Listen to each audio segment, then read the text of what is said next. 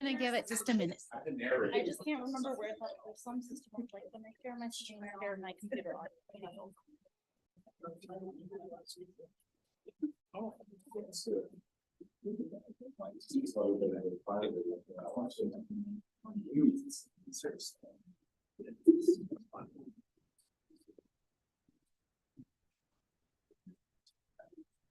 Yeah, just a minute. We have Jonathan returning. Oh, okay.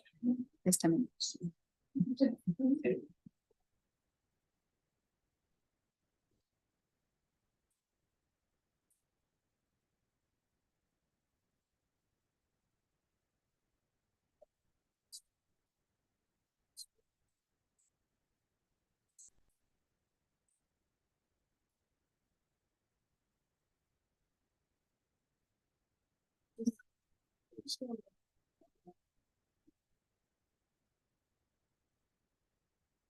Hey, I'm going to call this meeting to order. It is November 16th, 2023. I'm hearing a bit of an echo. Okay. No more echo. So this is a regularly scheduled city council meeting for the city of Glenwood Springs. I'll go ahead and turn to our city clerk and do a roll call. Mayor Wusso, Present. Mayor Pro Tem Dame. Here. Councilor Godis. Here. Councilor Zelinski. Councilor Weimer. Here. Councilor Kaup. Here. Councilor Schachter. Here. We have a quorum. Thank you. Any agenda changes or conflicts? Anything? No. Okay, I'm going to move on to council announcements. This is for upcoming events, dates that you want to highlight at the beginning of the meeting. Anyone have anything? We'll close that and move to item 6, which is citizens appearing before council. As a reminder, these are for items that are not on the agenda. So you'll have 3 minutes to come up in front of us. Items. So the other items that we're touching on 070, the land use changes, we'll touch on those. This is for items not on the agenda.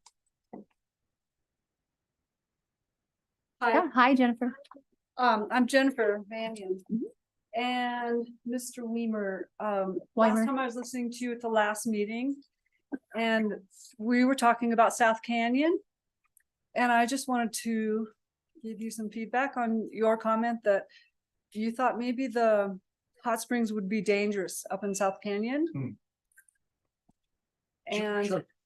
yeah, I had to give that a lot of thought because I never thought of that as being dangerous, especially since there's mountain biking, which I considered dangerous, and you know, guns, shooting guns, that can be dangerous. Hopefully not, but it can be. But I just wanted to make a recommendation, a solution for a problem, if there were a problem in your mind. I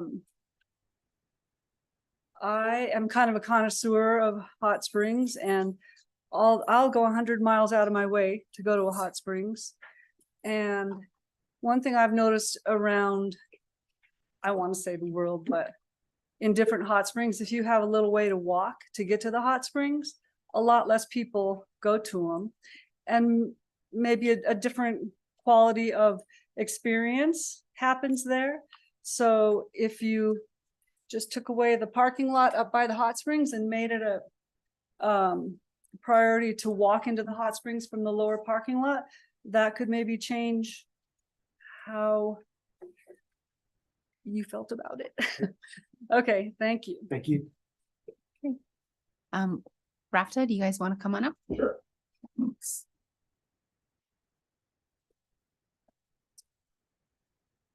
Good evening, Madam Mayor, Council. I'm Ben Ludlow with Roaring Fork Transportation Authority. I am the Capital Projects Program Manager. With me, I have Tracy Chulo, and we're going to give you a quick update on the 27th Street project.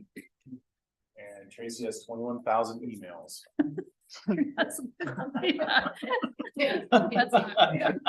So one of the things that we did is internally in RAFTA, I do it every few months. We have a film crew, and we have on our YouTube page project updates. At the last RAFTA board meeting, I presented one for our GMET expansion project. We did one for the 27th Street projects playing in the background. There's some amazing audio in there for me telling you all about how incredible the project is.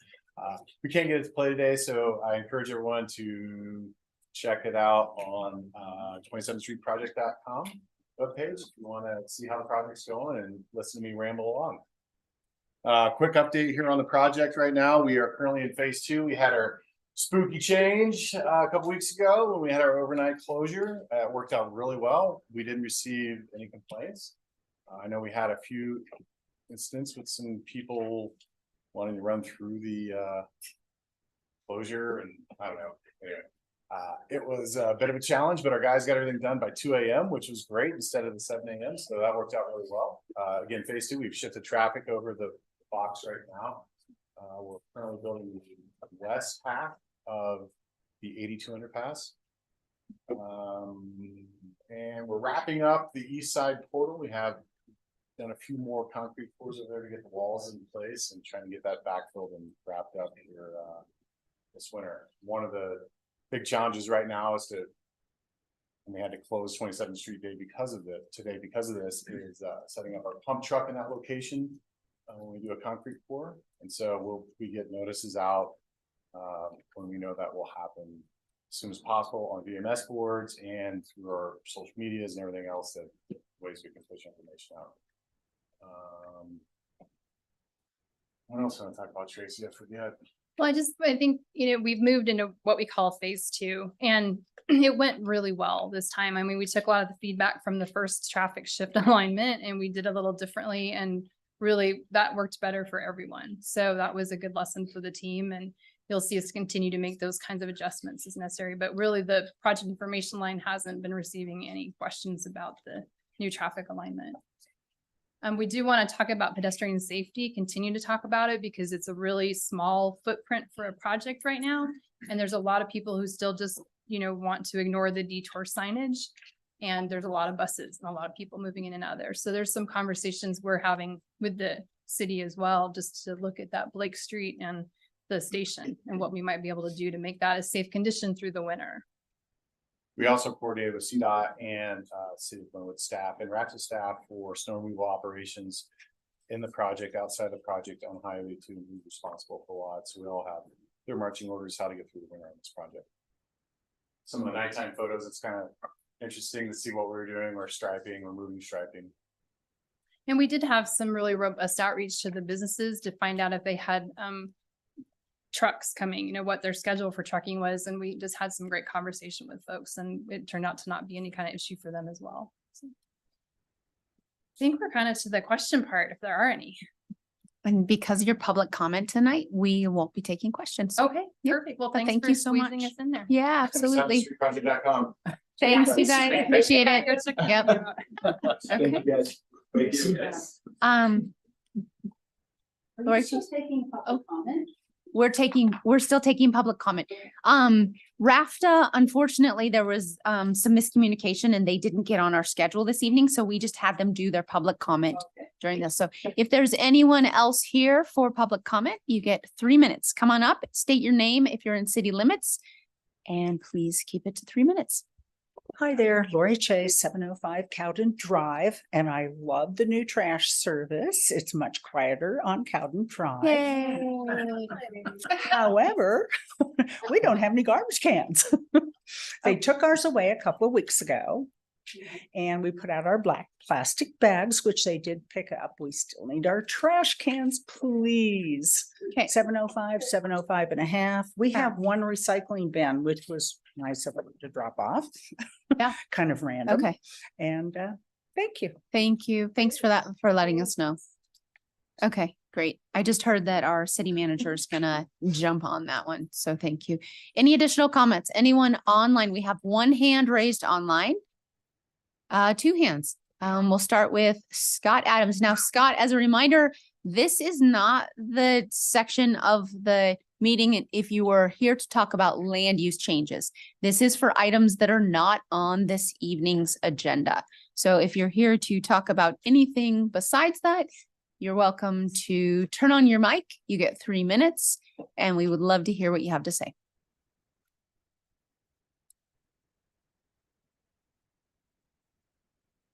Yes, thank you. I appreciate y'all. All right, so I thank y'all for respecting and giving Oh, us a forum. hold on one second. I need to hear your name and whether or not you're in city limits. If you're not in city Yes. limits, unfortunately, we're not taking public comment for people that are not in city limits. Yes, ma'am. My name is Okay. Scott Adams. Yes, yes. Uh-huh. Thank you. I thank y'all for respecting the First Amendment. Oh, Now, hold on one second. You're not, would you let me know whether or not you're in city yeah, limits I am. of city of Yes, Glenwood? ma'am. I am within the city. Yeah. Okay. Yes. Okay. Glenwood Springs. Yes, ma'am. Thank you. 3 minutes. All right. So, my forefathers fought for our rights to secure the First Amendment on the battlefield. My ancestors fought in many wars for this country, and I would like to remind everyone here that freedom is not free. Now, we have some challenging times ahead of us with what's going on in this country. There are people that are being arrested for decisions that were made by the Supreme Court of distributing literature. The distribution of literature is guaranteed as a First Amendment protected activity, as long as there are no calls for violence and so forth. Now, the political prisoners' names are John Manadio of utmost importance. There are laws being passed right now in many states to take this away from us. Meanwhile, our cities are being neglected while they are sending our hard-earned tax dollars overseas to other countries. And they are lowering the quality which started for immigration in 1965 with the Hart-Celler Act. There used to be standards here of who we allowed in. Now we are allowing people in from the third world that have IQs that are lower than ours so much that our IQs are double theirs. They are committing violent crimes here. They're committing theft, and they're being encouraged. They are being encouraged while they are raping our women. This should not be tolerated.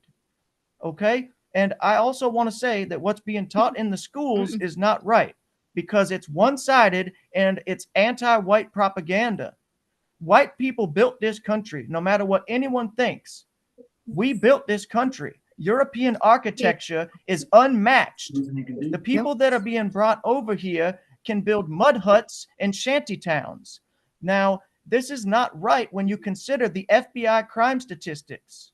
The FBI crime statistics show that black males are 20 times more likely to commit murder than white males, and 1 in 22 black males will commit murder in their lifetime. The NIH says. Okay. Unfortunately, we in the United States have Cannot censor free speech. White power. White power. This is our country. We do not need it. Cut it. Thank you. You And are so not allowed to be anti-white. We do Okay? have You are promoting a responsibility. Can we turn him off? Yeah. Thank you. So we have the opportunity in our country to speak our truth and in public forums. So we are required to give people, unless we have a rule that disallows it, we do have a public forum to allow 3 minutes of speech, even if at times it's offensive. So unless we change a code and we change how we're doing things, which we have discussed, this is unfortunately part of the world that we live in and the rights that we have. So thank you for sitting through that with us. We appreciate it. We do have a second gentleman this evening. We will hope that he will also honor our request and tell us if he lives in city limits, because we're not taking. Yeah, he said he was, and that's what our requirement is. So, Mr. Joseph Lengima, you have 3 minutes. I need to know your name first and last, and if you are in city limits in the city of Glenwood Springs. If you're not, you are not allowed to add public comment this evening. Good evening, council. My name is excuse me. My name is Joseph Lingama, and I've resided in Glenwood Springs for over 14 years. Okay. What I'd like to speak about tonight is I'm going to start with a quote from Alan Dershowitz, who says, this is kind of related to what that gentleman was saying, but different. People say Jews are too powerful. We're too strong. We're too rich. We control the media. We have too much this. We have too much that. And we often apologetically deny our strength and our power. Don't do that. Don't do that. We have earned the right to influence public debate. So I'd like to go over how they have earned, quote unquote, earned this right and how they influence the public debate. 6 Jewish corporations own 96% of the media. That's like Harry Cohen of Columbia Pictures, Brian Levine of Paramount, Scott Greenberg, David Geffen, DreamWorks, so HBO, Fox, CW, the list goes on. 96% of the media is controlled by these people. So that is how they're influencing public debate. When it comes to COVID, the very thing that I would think most people would know was a complete sham, and not saying that there was no COVID, but the way that it was promoted in the media, all the fright and the fear and all the lockdowns and all that. I'd like to go over who the people were that were pushing the COVID, and this is to bring public awareness to a very important situation and something that I feel like is basically Jewish supremacy that we cannot talk about. So the CDC director at the time, Rochelle Walensky, she is Jewish. CDC deputy director, Ann Shukat, Jewish. The CDC chief of staff, CDC chief medical officer, the CDC director of the Washington office, the COVID czar, the COVID senior advisor, the HHS secretary, the HHS assistant health secretary, the head of Pfizer, the Pfizer chief scientist, Moderna CEO, Moderna chief scientist. They were all Jewish. Now, BlackRock and Vanguard. BlackRock is the largest asset manager in all the country in the entire country. It also manages the assets of the Federal Reserve, which if you look into, Ben Bernanke even said, it's Alan Greenspan said that the Federal Reserve is not a federal organization; it is a private organization, and that is. Oh, we lost him. Oh, looks like Joseph, we lost you. And is it inappropriate at this point to stop public comment? And could we potentially interject a quick vote of council that we are no longer accepting online and only allow people in person to make comments? Your policy has been to accept online comments. Yep. I mean, clearly tonight we have heard a couple of the darker side of the First Amendment. Yep, absolutely. I don't know if we have anybody else who has their hand up or We do. we do. Mhm. I imagine you're going to get a series of these. Yeah. I think there is a risk in cutting it off, but I also recognize that the comments seem unrelated to the city of Glenwood Springs. They do. And to this forum and seem better directed towards the national media. So I leave it to council to make that decision to go ahead. I do think there is a risk in doing so and closing the public forum at this point. And but what is that risk? the risk is a lawsuit underneath the First Amendment pursuant to Section 1983 of the U.S. Code. Yep. Okay, so I think what I'm going to do, yeah, hold on, I'm talking. So I'm going to interject and say that we have one more person online. At that point, we are going to close the public comment section because that is the last hand that I see at this moment. We will be closing public comment after this one person. And at which point I'm going to add a change to the agenda where we will make a quick vote to disallow moving forward. It'll be a motion to disallow public comment from anyone who is not in person. And that will limit some people's First Amendment rights. But we still have email, we have phone calls, and we have other ways for people to communicate with us. So if you guys can all just hang with us for one more, I want to honor the process, even though this process may be hurtful and harmful to others, and I'm so sorry. So Rudy Hess, I will leave it to your own personal integrity and hopefully respect of our time and our communities. I'll give you 3 minutes. You are needing now to say your name and what town you're in Glenwood Springs, or what that you're in city limits. You get 3 minutes. All right, thank you. My name is Rudy Hess. I am within the city limits of Glenwood Springs. And just to start off, I would like to condemn the first two callers for taking advantage of our city council meetings and our public meeting and our public forum. But I was going to mention how I commend your respect to the First Amendment until you decided to go and stop the Zoom comments. I myself am disabled. I'm in a wheelchair. I don't always have transportation Okay. in order to get in public. So I would strongly recommend against that. Just Okay. myself personally, I can only make online virtual comments Mhm. during this hour specifically. If it was earlier in the day, I might be able to get a ride in. But what I actually wanted to talk about tonight was specifically abortion rights in the United States. In 2008, the abortion rate for non-white Hispanic women was 12 abortions per 1,000 of reproductive age women, compared with 29 per 1,000 for Hispanic women and 40 per 1,000 for non-Hispanic Black women. All right. And some of the proprietors of abortion in the United States were Etienne Emily Balliot, the father of the abortion pill. We have Alan Frank Guttmacher, president of Planned Parenthood. I have a point. Please don't cut me off. I'm getting to it. Oh, no, you have 3 minutes. Mindell. Thank you. Mhm. Benaya Isaiah Mindell. She started Planned Parenthood with Margaret Sanger and her sister Ethel. What's her last name? Ethel Byrne. And I don't know how much you guys know about Margaret Sanger, but Margaret Sanger was a horrible racist. I will quote Margaret Sanger right here. These are not my words. This is one of the founders of Planned Parenthood. And I quote, "We do not want word to go out that we want to exterminate the Negro population." I am not in support of this. I'm quoting founder of Planned Parenthood, co-founder. And African Americans are decreasing at an increasing rate because of abortion. 1,800 Black babies die every day.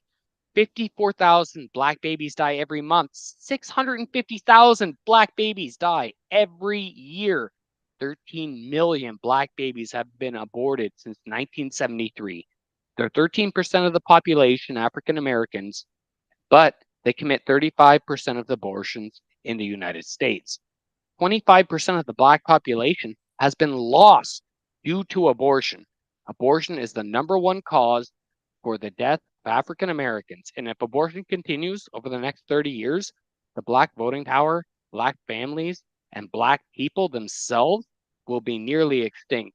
It's just a shame they commit crimes at the same rate they kill their own babies. Okay. Well, certainly, an opportunity for us all to see that, I think that First Amendment, while in most settings is a valuable commodity in our community for allowing our voices to be heard, sometimes it can be used against us. So thank you for your patience. With that, I'm going to bring the council that chose to recuse themselves for those back in. And we will go ahead and make a quick amendment to how we operate up here. Lori, talk to us more about trash cans. Yeah. Right? Whew. Okay.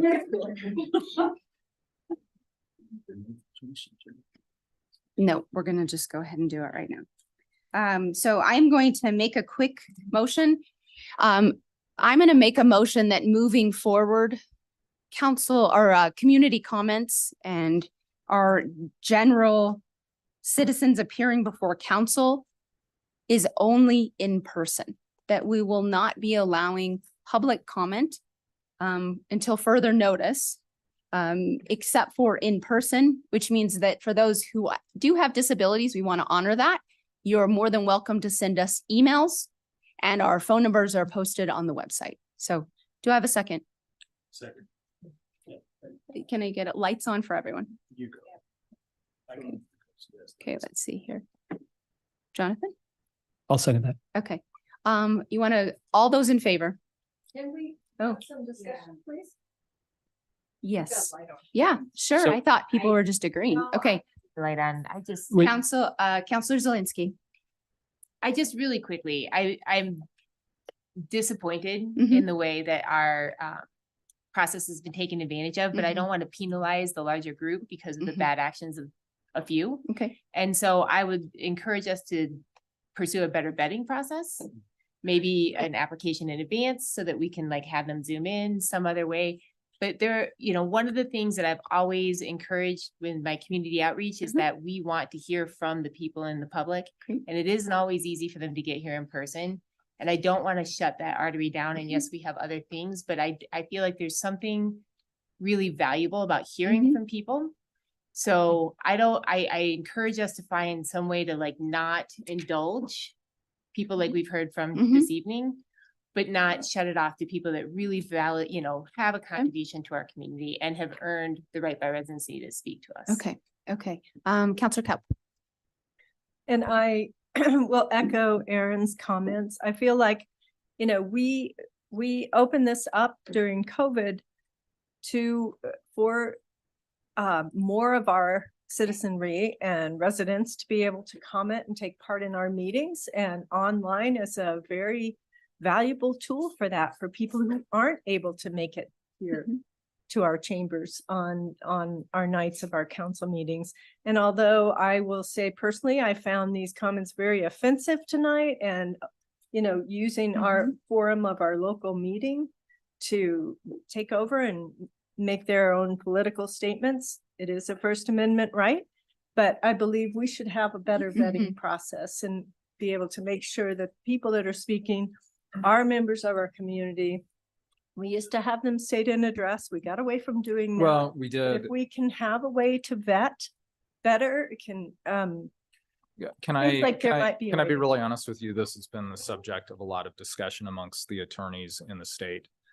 Some communities are seeing hours of testimony at the beginning of their meeting that sound like this. We just got lucky because there were only 3. The First Amendment doesn't say you're a resident, you have more right to speak or not necessarily. And so the limitations we have on time, place, and manner are very limited. And so we can work on between now and the next meeting or the first quarter in January. I do think on a temporary basis, because it's incredibly disruptive to your meeting. I don't know that you have much of a choice in doing but what you're doing. The reality is that somebody can say, just like you heard the first gentleman say, I'm from Glenwood Springs, I've lived, and the second one say, I've been here 13 years. I would guess that neither of them are even from the Intermountain West, potentially. Right. You have no idea online. And so there really isn't a way to vet that in a way that's meaningful. But that having been said, I think for purposes of tonight's meeting, because you have, you know, a couple of important things to get through, I think it makes sense. We will try to work on a policy for you that tries to thread that needle. But just so you know, you are not alone. And I actually alerted the mayor. I don't know if I did all of you guys, but the mayor and the mayor pro tem earlier this week to expect that this would probably happen because it is rolling through Colorado right now. And like I said, some communities, it has been hours of testimony that they have had to deal with along those lines. So it's unfortunately a tool of trying to be inclusive government being used against the citizens. Okay, can I clarify one thing before we take a vote then? If is your motion only to apply to the public comment before the meeting? It doesn't apply to comment from the public on specific agenda items? Yeah, because That here's, correct? 'Cause then because we when can- because we can turn the mics off for Right, people if exactly. I was their gonna items say, are if not they're on the not on agenda. topic, Right. either at the podium or, you know, online, it's comment on that subject Yep. matter. If they're not, we can cut them off. Yep. Okay, Totally and get as a temporary measure, I'm willing to Okay, thank go you. for this, but I appreciate Carl looking into other options. And that's why you heard me say until further notice. I think that the reality is that it is in our technologically driven times, it's really important for people. And to the third speaker's point, the disability community, I don't want to be burdensome to them when they simply want to talk to their elected officials. So let's continue to work on solutions for allowing comments. Counselor Godus. You know, and technically what we have on the books right now is not that people can call in and get public comment. Technically what we have and what was passed that we have not applied or stuck to ourselves is that people have to be on the screens. Now, we don't do that for ourselves, but that was the motion that was passed. years ago. Mhm. And part of it was people were having trouble, like, oh, I don't have a good camera. It slows. I have bad internet connection. You know, Actually, Counselor Geddes, the biggest reason why I recommended that is that when you allow them to share their screen, then you get to watch porn. oh yeah. And Yeah, that was exactly what that yeah. was in response to, Yeah. right? This is Okay. not, So Okay. I'm not quite done. I think I want to say that there's nothing valuable about that racist, sexist, un-American and ignorant comments that we just heard. I couldn't sit through them. Sorry, you all to be subject to them. I think there's a lot of ways people can give public comment. Mhm. People who have disabilities, this is a ADA compliant building. We have listening devices that can help with people who have hearing disabilities. We have ramps, we have elevators. And you know, we have not had a lot of people call in over the last several years that we've been in person. That it's a convenience thing for most of the people that I have seen that I know that have called in. And if anybody wants to know who Rudy Hess is, Rudolph Hess, just Google that name if you're not super familiar with that. I think that speaks to the level. So Okay. I'll certainly be supporting this. Okay. Counselor Schachter. Well, it is a dilemma, and I would appreciate feedback from Carl also when we talk about policy, is because the First Amendment is not, it's not an omnibus thing. There are certain things that can't be said, and where we draw the line on inciting in this speech, which I'd like to see what the current interpretation of that is, because there may be ways to cut some of this off. This is not scripted in Glenwood Springs by any means, and I'm sure it's carefully crafted, but that may be helpful also. And I too, like John, I mean, I've been here since I was 20 years old. I'm sure there's covert racism, anti-Semitism, hate in town somewhere, but I've never seen it expressed like that in this town. And that includes back when many of our leaders of our town were John Birch members. They still never did that. So I'm pretty appalled. I won't apologize. Perhaps I abdicated some of my public responsibility by walking out, but I think I expressed a greater responsibility to not tolerate what we heard tonight. So thank you. Counselor Wyman. Yeah, gosh. I feel like I'm an absolutist here, right? The First Amendment, you have to listen to this stuff. And I think it's a super slippery slope once you head down that path. And I'm just curious if we were to avoid a vote tonight that curtailed anyone's First Amendment rights, do you think we could have something in place by our next meeting that addresses the situation? if you accept online comments, you accept 3 minutes of what you just heard. Yeah.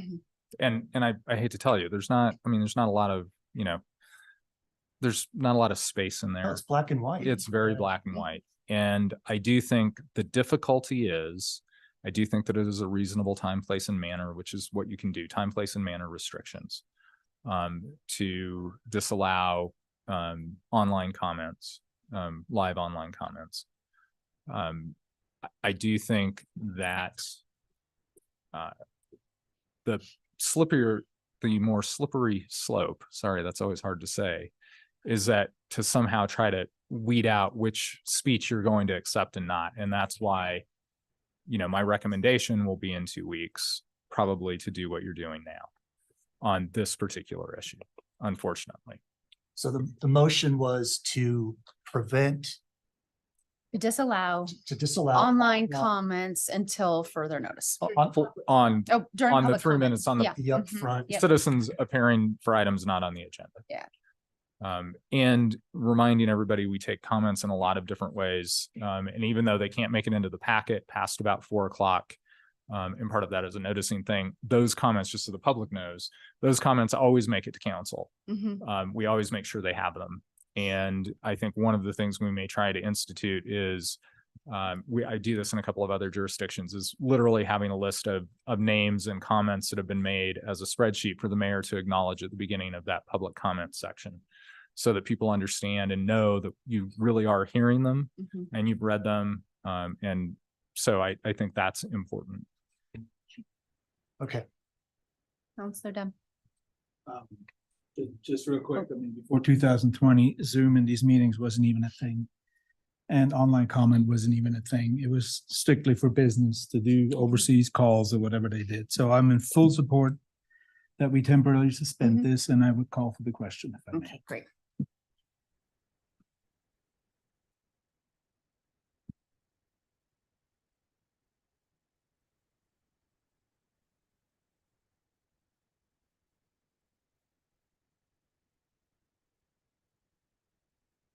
It's unanimous, 7-0, it passes. Okay, we are going to jump back into our agenda. I'll look for a motion to approve the consent agenda. So move. Hold on, let's get a mic. There you go. I so move. Second. All those in favor? Aye. Any opposed? Motion passes unanimously. Moving on to actions and or presentations. Item number 8, summary of emergency operations and traffic management plan. Hi, Chief Tillison. Hello. Good evening, Mayor and Council. It's my pleasure to introduce Rich Duran and Saeed Sobi from EST, who have primarily completed our emergency operations traffic incident management planning. And we want to go over a brief summary tonight. Or they want to go over a brief summary tonight and then take your questions. Thank you. Thank you.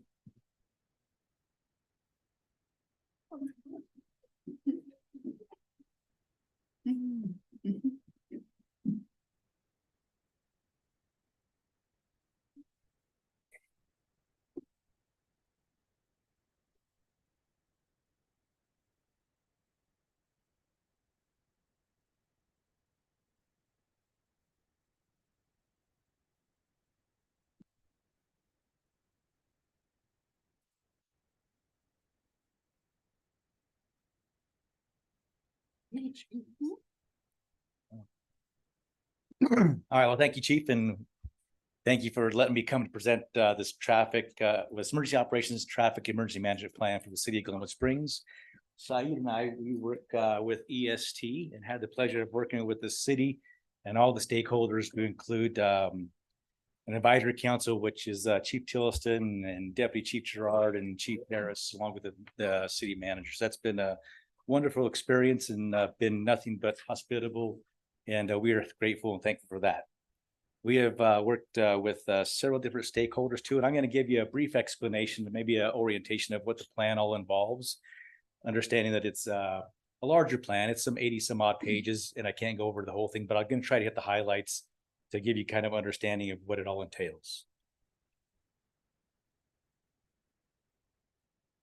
So this plan focuses on all hazards response plan, and it follows along the lines with the FEMA standards and the National Incident Management System, which is NIMS, which is primary for the national standard for all first responders going to any type of incident in regards to response, mitigation, recovery, communication procedures, and just a management structure. The diagram up there on the screen shows you kind of the unified command system. And for all of us or all of them that are in emergency response, understand that very well. But any type of incident that you have out there, whether it be a wildfire, a simple crash, a structure fire, or a civil disturbance, there's all kinds of players that come involved in that. And unless you communicate, collaborate, and coordinate your activities, sometimes it doesn't get done as safely and as quickly as possible. So this all falls under the FEMA standards and also the NIM standards, which is national best practice. When we built this plan, we also wanted to make it work in harmony with local existing plans. And those plans that we really concentrated on was the one that we just completed in 2002, which is the Garfield County Traffic Incident Management Plan. And that simply works out closures on the interstate, South Canyon, Glenwood Canyon, State Highway 2, how you close that road, how you communicate. So this plan kind of works in harmony with that plan. So they work together. We also looked at the Garfield County Emergency Operations Plan, and they're also a plan that focuses on the FEMA and the NIM standards as well. As we all know that any incident in Glenwood Springs, once it escalates beyond the capability of the city, it goes to county resources, goes to state resources, goes to federal resources. So it's important they all kind of work together, and this plan does that. We also looked a lot at the hazard mitigation plan, specifically the City of Glenwood Springs addendum, which outlines a lot of your critical infrastructures, stuff that they need to focus on to protect. It brings that together into the plans. So they're not looking at several different plans to figure that stuff out. And we also looked at the community wildfire protection plan. As we all know, Glenwood Springs susceptible to many wildfire tragedies over the past decade and such. So we blended all this together to formulate the plan that we have completed here. We had a great deal of stakeholder engagement with this plan. We started it probably, I think, in mid-June, running on about 5 months. And we engaged several different stakeholders as part of a whole community approach to get everybody's input as to how the plan could benefit them and how they can benefit from the plan. Among those is this big list that I have here for you, but for the city, it's the administration, the emergency services. We talked to the sheriff's office, the Garfield County Emergency Communication Authority, which is the major communication authority for Glenwood and Garfield County. Knowing that we also have representatives from the State Patrol, CDOT, we talked to all the area schools, and our vulnerable population, Valley View Hospital, Union Pacific. But there's a big list of stakeholders that we did. We did a complete 2 rounds of meetings, got their information, got input. Then we continued virtual meetings, phone discussions, clarification, just to make sure that they had some good, valuable input into this plan.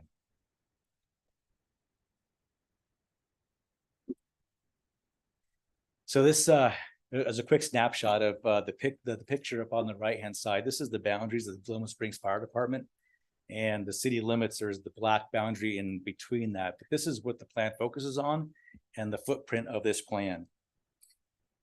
So this plan is going to provide some guidance to incident notification response. It is also going to provide key traffic management strategies. We identified alternate routes in and around Glenwood Springs, in addition to evacuation routes. And each one of those evacuation routes have key intersections, as you guys know, in Glenwood, typically roundabouts, 27th and South Glen, that tend to tie up intersections. So we identified those in the plan, how to mitigate traffic through there with traffic control devices. Talked a little about the communication plans. There's a interoperable communication plan and a operable. So within this boundary, there is 3 different communication centers. One is Garfield County. One is the one in Montrose that deals with all the state resources, and one is the TMC at Hanging Lake Tunnel that deals with CDOT. So communication is key for any kind of emergency response and mitigation. So we blended those to give a great plan on how to talk to each other and how to integrate that in a unified command system on scene of an incident. This is going to provide some guidance and tools for emergency public messaging. Now I'll go into those in a different slide to kind of explain those as well. Many of you are probably familiar with the Everbridge emergency notification system for Garfield County. We identified some emergency evacuation zones, along with some safe zones, area of refuge for the city. We all know that vehicle storage is an issue here in town. We identified some vehicle storage areas. And the significance of that is, how do we identify those and then manage them? Glenwood Springs gets pretty inundated very quickly, depending on what kind of emergency it is. Also identified some emergency shelters, some heating and cooling centers and areas of refuge. Transportation resources. We talked to RE1 school district, as well as RAFTA, in the event that we need additional transportation resources for evacuation procedures or just relocation of vulnerable populations. So that works out really well. We identified some really critical information from our local school districts, assisted living facilities, not just contact information, but emergency contact information. The schools are a great resource, not only for shelters, heating and cooling centers, but for bus service as well. So that's all documented in the plan with emergency contact information, where a commander can go into a emergency operations center, have it in front of them, and get the right information to talk to key folks if they need to. some directions on post-incident protocols. As you all know, and during an evacuation in a wildfire, you also got to have the area secure that is evacuated. And how do you get people transitioned back into their home? So it provides some of that direction. And again, the emergency stakeholder list at the end of it. This has a bunch of different roles and responsibilities. I can go through this quick. I think I have time on it. Okay. Yeah, you're fine. Yeah. So real quick, I think I've talked about these, but any emergency event, administration, fire, law enforcement, transportation, transit, public health, PIO group needs to deal with local schools. You need your volunteer agencies to help you with any kind of emergency evacuation shelter, Salvation Army and Red Cross. Those kind of coincide with the Garfield County Emergency Operations Plan. So that is wonderful. And how do you manage the emergency evacuation centers? That's all in there as well. The hazards within Glenwood Springs, real briefly, they are the wildfire, you have floods, you have landslide, bridge compromise, hazmat release. You always got the winter storm, summer weather, a major traffic crash or aircraft incident, which happens on the interstate. Violent acts, power surges, and train derailments were all those issues in Glenwood Springs. This quick snapshot gives kind of the actions and challenges with any of those. I know it's hard to read, and the places that are documented within the footprint of this plan on things to focus on when it comes to these particular hazards.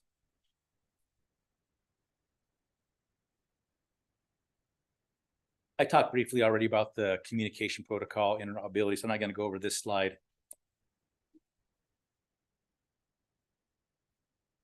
Key traffic locations in Glenwood. So there is a list of the key traffic control locations that we identified, and the authority responsible to help mitigate traffic through those zones, how many people they may need, and the traffic control devices that they would use. There's also a link on this plan that kind of brings it up in a Google map. So any incident responder can bring that up on a virtual thing and look at it a little bit more in detail as far as where do I place these traffic control responders to help mitigate this particular intersection. The passenger vehicle storage areas, there's a quick map of what we identified, working with the stakeholder group and the emergency responders on where we can store vehicles in the event of an emergency. Commercial vehicles are a little bit different. So this focuses a lot on the Garfield County Emergency Operations Plan or Traffic Incident Management Plan, where you don't want CMV or commercial motor vehicle traffic in Glenwood. They just tend to bog up stuff. There's not too many places for them to turn around or to stop.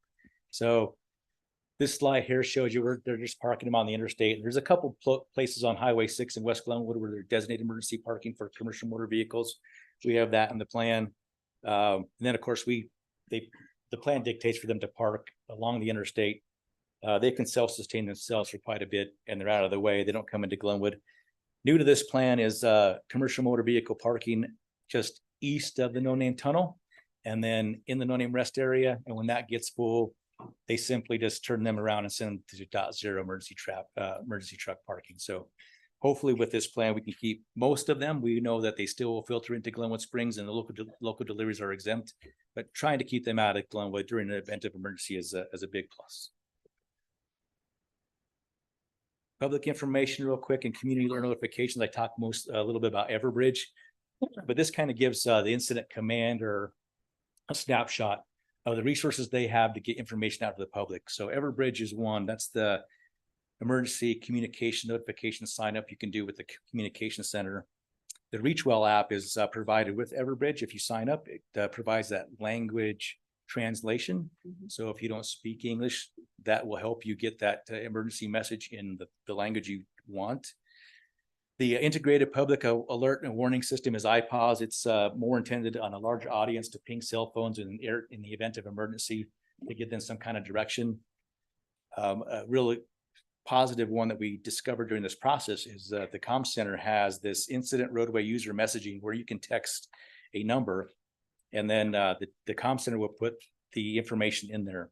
I think this will help a lot with the tourist population that doesn't sign up for Everbridge, that they can't get those notifications, but you can have the comm center work with you to send out a certain alert text message to get messages to people from out of town or your tourist population. So that was a great thing that we kind of worked out as far as public messaging. And of course, the other ones are the typical social media, public radio, and CETA has a lot of good information on how to get messages out to the public.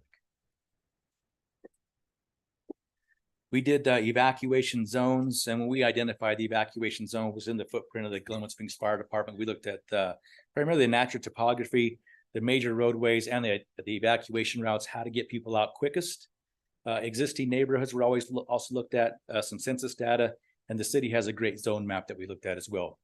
So based on looking at that information, taking some that, and we made 66 different evacuation zones.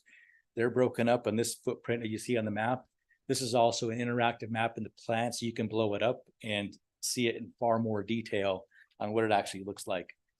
I think it will help emergency response instead of having to identify an area and then draw a polygon around that area. This is your now evacuation section. You can just refer to, Glenwood Springs evacuation zone 7002. The pre-identified evacuation routes are also on the same type of interactive map. Looks like something like that. However, when you do the interactive map, you can blow it up. And there are 6 Donegan, Storm King Road, because that goes to the new A-line break on I-70. You got Melray Road, Midland Avenue, and going up towards 4 Mile, 3 Mile, and Dry Park Road. So we have identified some outstanding evacuation routes. They are all associated with evacuation zones and get to the interstate highway or state highway 82 the quickest way possible. This is just a quick snapshot of the A-line break, and we kind of followed the procedure which CDOT and the city had as far as who is able to open the A-line break, and those are the people who can. They also identify key holders, however they get that process done, but that's also embedded in the plan. So if you have to use an evacuation route and you have to use the A-line break, there's a procedure to the plan on how to get that done, along with notification and procedures. Like I said, combining a lot of the plans, this is a lot of your critical facility list. This is just the map. In the plan is also a corresponding table with each one of those critical facilities that is very important to all first responders. The areas of refuge or safe zones. This is where people can go in case there's you can't evacuate, but you still need a safe place for them to kind of be housed. The benefits of having one of these is everybody knows where they are, and it is public information. If you want to get that out, it's if you're in that particular area, you know where your safe area is. This is a quick diagram of your heating and cooling shelters or your emergency shelter heating cooling centers. It gives hours of operation, the capacity for first responders, how many people can fit in there. In addition to the plan, it also gives emergency contact information. I just didn't put that in this particular presentation. And your schools, again, I mean, some of them, the benefit of this one, we wanted to make sure that everybody works on getting everybody's notifications. This chart will say no, but part of the process is to get them on the everybody's list. But also another quick snapshot, how to identify which is a shelter, which is a heating and cooling center, which has air conditioning, capacity, and parking. As far as vulnerable population, we worked a lot with Valley View Hospital. We worked on their evacuation route.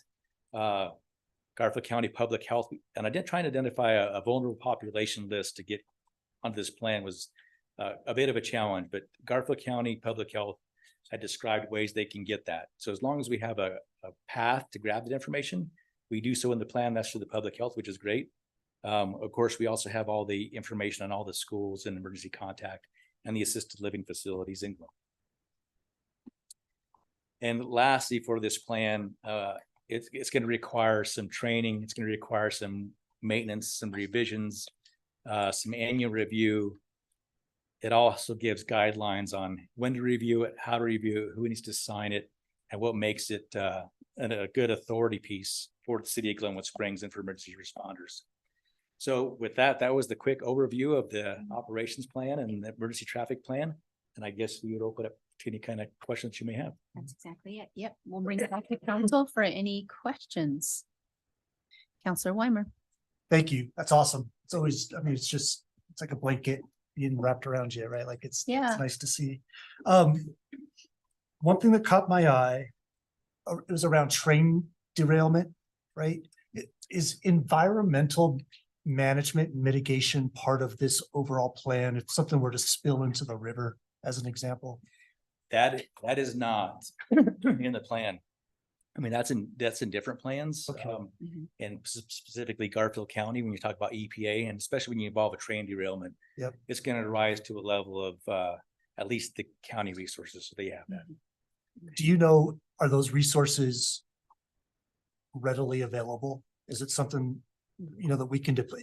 I don't know what the thing would be to deploy into the river to keep the spill contained, but do you happen to know if those resources are local or? I do not. Okay, okay. And then more of a curious question, I guess. So the alert notifications you get on your phone or over the TV or anything, does anyone locally have the ability to broadcast in those ways? Or is it a national? I've only known it to be a national sort of thing. No, so the Everbridge system that functions here in the county, it's controlled by the Garfield County Comm Center, which you sign up for. Okay. And I'm not talking about like an opt-in thing. Like I'm at home watching the nightly news. Oh. And like I get an emergency broadcast notification that interrupts the broadcast. Is there a local capability to do that? Do you know? I don't know the path to that. That would be more a question that I have to ask the emergency manager. Okay. If he knows how to get that done, I don't know how. Oh, okay. I was curious if that's something that you could activate locally or if it has to be like that nuclear war. So we can certainly ask and see how that would work out. Yeah, cool. Counselor Cow. Thank you very much. It's great to see this in place. Is this something that we will need to adopt, or is this a finished product, or? It will be finished at the end of the month. Awesome. We'll Okay. give it to our advisory council, which Chief Tilston and Darris and the city manager, but it is probably about 98% complete. We're going to do a quick review of it before we send it to them, but then when it is done, it will be complete, and then it's up for the adoption process through city, right? Yeah, I may have to ask Carl part of that question, right? Whether we have to adopt it, whether you have to. It's our intent to implement the plan. Yeah. Okay. Yeah, I mean, I don't think it requires formal adoption unless you Okay, guys would like I'm to. just curious. Yep. It is more of a, kind of a, I wouldn't call it staff level exactly, but it kind of is at a staff level operating policy for emergency responders and the city. Right. And I guess I'm in line with that. I'm more interested in how the implementation will proceed. Do we have that in our budget for all the training that's necessary? And to make sure we have, all the responsibility chain in place? Yeah, I can speak to that. We don't have it budgeted, so it'll be a budget amendment once we know kind of what we're talking about. Okay. And we really wanted to give you guys a chance to give, your opinions and a little bit of direction, and then we'll get everything into the report and cleaned up for you. Okay. And we're doing questions right now. Absolutely. Okay, so that's my questions. I'm really interested in that implementation piece. And also, I'm wondering if there's a plan in place for public outreach. I'm almost wondering if we're going to have a kind of, break the community into maybe the zoning ward or the voting wards or something. Have meetings where we update the public on what's in place, where their safe zones are, just a general education piece for the community, because this is top of mind for a lot of people when they've seen what's going on in different parts of the country and what we've experienced here before. So just wondering how we will roll that out and really help give the public some peace of mind that this is in place and what their knowledge of the plan. I think that once the plan is complete and we feel like that we've addressed all of the critical issues, that we would have some public, some community meetings, informational meetings. We all know that it would take more than one to hit a number of the population. Also, once we can confirm that the bulk of the plan can be posted online and still meet ADA requirements. Okay, People would be able to go on and look at where their house is, what evacuation zone it's in, look at the route maps and all that stuff, right? right. So it's developing, but yeah, there is some intent to have some public meetings and share the. Okay. Yeah, I'm just curious to find out, what's the budget needed for that, and thank you so much for this. It's really great to see. And I'm with Counselor Kaup, is that when we do that amendment for the plan, let's also include funding for outreach as well. Thank you. And new fire. And I do ladder truck. Counselor Zelinski. So I thought of one quick question. Portions of this plan impact people that are outside of the city limits. So, part of our information, part of our outreach is going to have to encompass, reaching people that are technically county residents, not city residents. Correct, right? I think as we advertise community meetings, we would broadcast that net over not only the city, but the surrounding. Perfect. Any additional questions? And do we need to take action then? I think that we've already kind of given you some direction. Okay, perfect. Thank you. Thank you so much for coming this evening. We appreciate it. Okay, this is now on to planning item 52-23 preliminary plat for 381 South Grand Avenue. We've got a few people from community development. Okay, just bear with me. I'm gonna change out of PowerPoint here. I'm moving.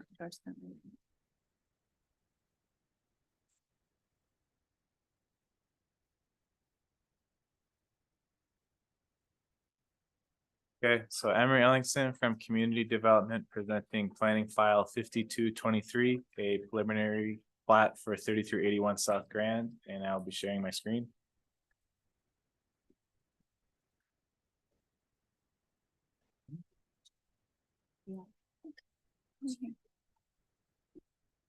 Okay, so this planning file is for a preliminary plat at 3381 South Grand Avenue. And the request is for consideration to subdivide a property into 4 new lots. Applicant and owner is Benjamin West, location 3381 South Grand. The property is zoned commercial.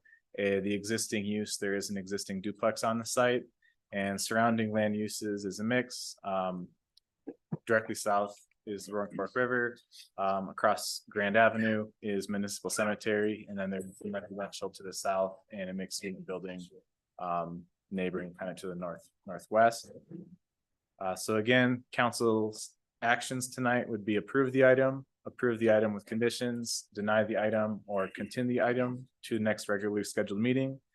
Staff has recommended for approval. So just a quick note on subdivision procedures.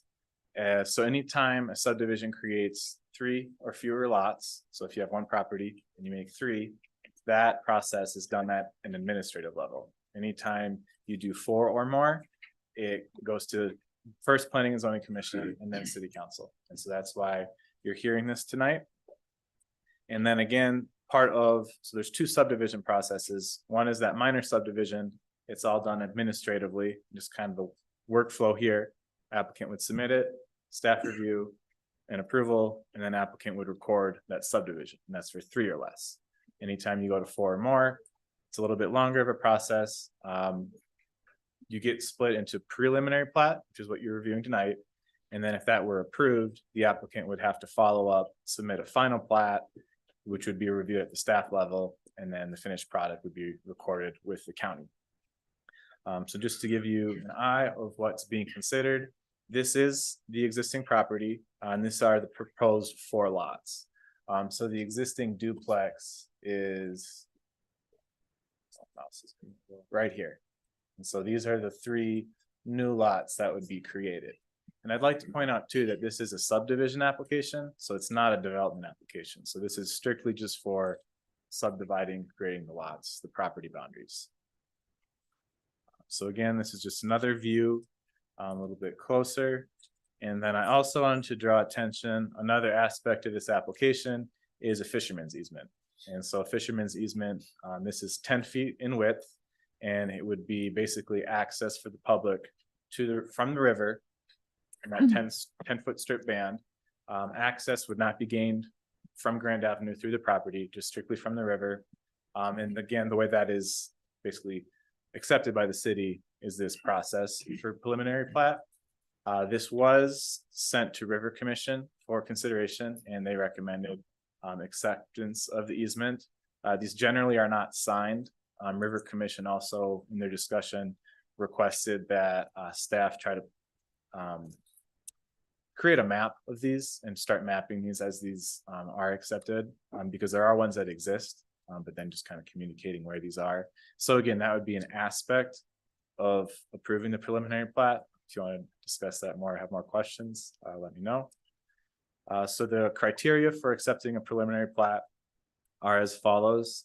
Staff found this application met all of the criteria, and so let's go through them briefly. So consistent with the comprehensive plan. So it meets and is consistent with several goals of the comprehensive plan.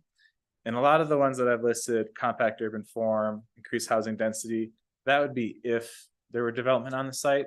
The site as it exists, there's a duplex. If the subdivision went through, granted, immediately you would have that access easement for the fisherman's easement, regardless of if development were to occur. 2 will comply with applicable zoning district standards. So the plat would comply with the zoning district standards. The CO commercial zoning district does not have minimum lot standards. So the creation of those lots is in line with that. Again, number 3 will comply with use, dimensional design, development standards of the code for what the proposed use would be for those lots. That meets all the code standards. Provides a layout designed to minimize the amount of disturbance to sensitive areas and our community assets. So the plat, the layout, it stays out of the city's riparian setback, which is 35 feet from the high water mark. And then it also, as indicated on the plat, there is a FEMA flood zone. None of the lots would be in that area. Number 5, plat shows evidence of available public water and sewer connections. So there's existing infrastructure in Grand Avenue, which if there were any future development that it would connect to. 6 identifies and mitigates known hazard areas. So again, that would be the flood zone. And then if applicable, proposes reasonable project phasing. That item is not applicable. This isn't a large enough, wouldn't be a large enough subdivision that would need new infrastructure already exists. It's in Grand. So again, as a preliminary plat, it's not in its final accepted version. The applicant, if we're approved, would continue on with the final plat approval process with staff. And so that would be following up with applicable comments from Public Works and Engineering. Like I said, River Commission had recommended acceptance of the easement piece. No public comment was received. However, the applicant, as part of the application process, was required to hold a pre-application neighborhood meeting, and notes from that meeting were included in the packet. So again, this is the action item up for consideration. So approve conditions, deny item, or continue. So, Thank you, Emery. stop. I'm going to bring it back to council for any questions for staff. No questions. Then I will open it up to public comment. Oh, Sorry. Counselor Gotis. In my mind, the fisherman's easement of 10 feet. There's no access to that from the bank on the left or right or through the property, correct? Well, so let's go back to the image. Yeah, sorry, I didn't. No, It's unclear for me. Well, so definitely not through the property from Grand. So that's not the case. But let's just bring up the image again. Actually.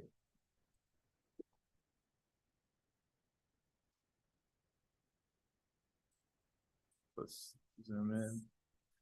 Oh, okay, let's do the other one. Oh, I need to share the screen. Okay, so.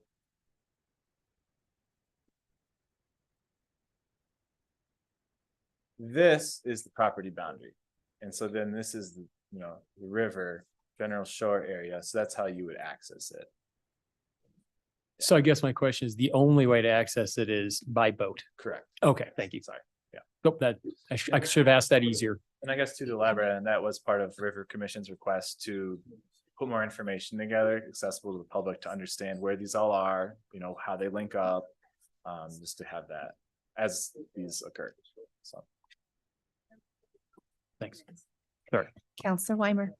Emery, thanks. On that, on the fisherman access, would you agree that it's sort of the idea that once all of these properties kind of contiguously have fisherman's access, that is the idea then, you may not know this, but it just is the idea then to allow, because at some point they'll be able to access from the land that 10-foot strip and kind of walk up and down the river, in addition to like getting to it from a boat. Is that sort of the idea, do you think? Yeah, I mean, potentially it's kind of similar to the way sidewalk is required for new developments. You might have a section of sidewalk that doesn't Eventually the connect sidewalks anything, join. but eventually, and so that would be kind of as properties develop and different things along the river occur, that these are accepted. So yeah. Hopefully.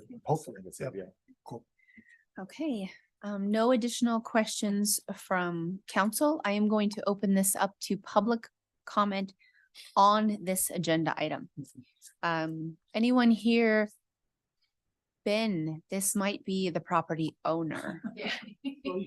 Yeah, we will open it up. If it is Ben, please state your name and if you live in city limits. We'll go ahead and let Ben, there we go. Hi team, this is Ben West.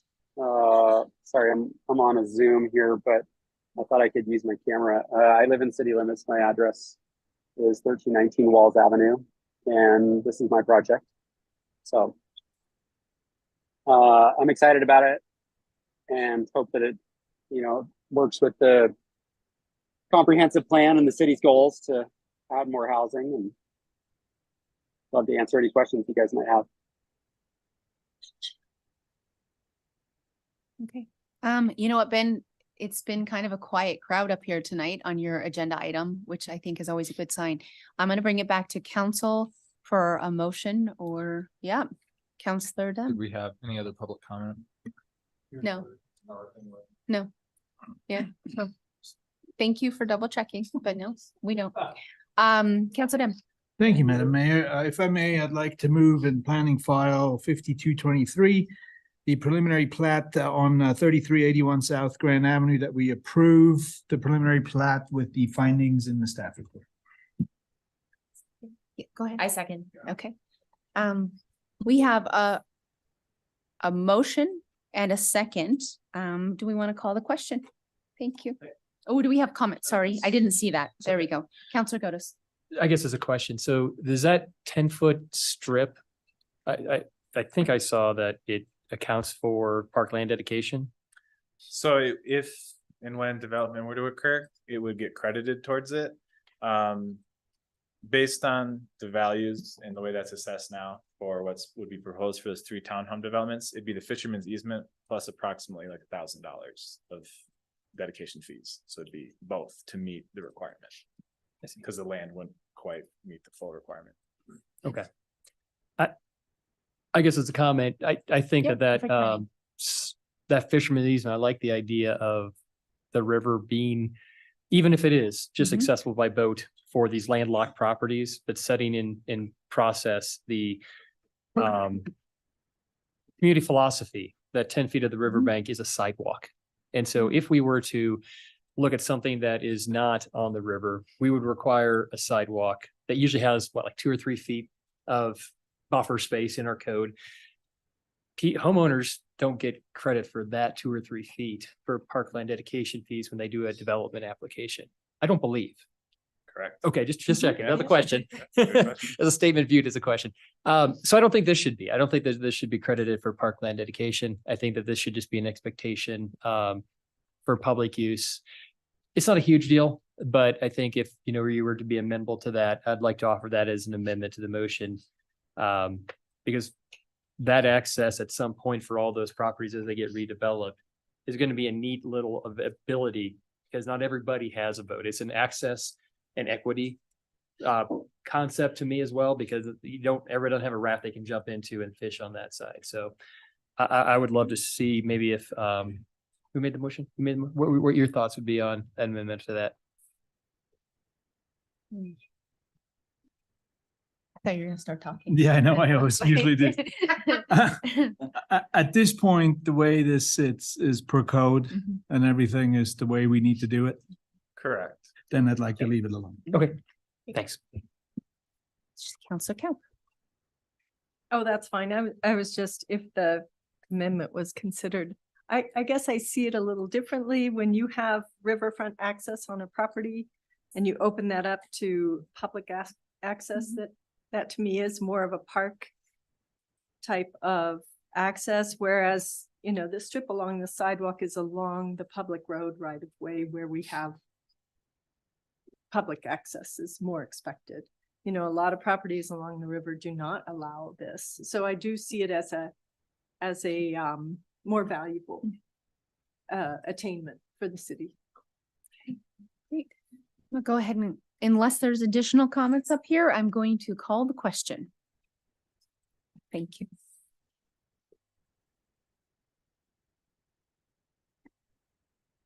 Yes, Councillor Zelinski. Yes, Mayor Wusso. No, Councillor Godes. Yes, Mayor Pro Tem Dem. Yes, Councillor Weimer. Yes, Councillor Kaup. Yes, Councillor Schachter. It passes 6-1. Thank you. Thank you, Ben West. We wish you all the best on your project. Thanks for bringing it to us. Okay. Thank you all. I appreciate you. Yeah, for sure. We are moving on to item number 10. This is changes to Title 070 regarding allowed uses, minimum lot standards and density bonus, and updates to the community housing guidelines. So just a quick rundown. The majority of you are here for this. We will hear a staff presentation. They'll give us an opportunity to ask questions up here. Then we will give you guys an opportunity that are here for some public comment. As this is specific to an agenda item, we'll open it again to public comments online. And then we'll bring it back to council for some type of action. As a reminder, we don't have to approve this evening. We can table it and continue it for another date and time, or we could approve a portion of them. So that's kind of the direction we'll be going.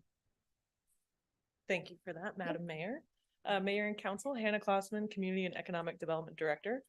I'm going to be with you for a very short amount of time, and then I'm going to hand it over to Senior Planner Watkins to go over all of these specific details. So I'm going to share my screen and bring up a document, hopefully for you guys. I wanted to, for the benefit of the public that's here tonight as well, and give you a high-level overview of how we came to today, why we're here today, kind of where this came from and the origins and what you guys are tasked with, and also for the public benefit to understand that as well. So before you on this document is what we're referencing tonight, the proposal and how it goes along with the comprehensive plan. We just updated that in 2023, as you probably recall, not too long ago.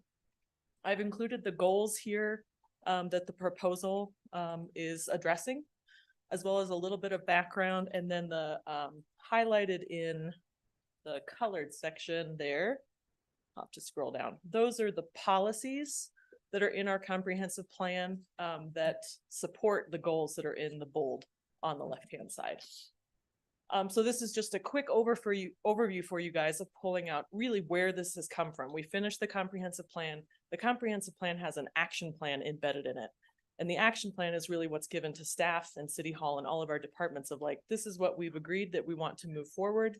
There's near term, high priority, things of that nature. So we do have quite a few aspects in there that basically we were tasked with. And this is one of those items.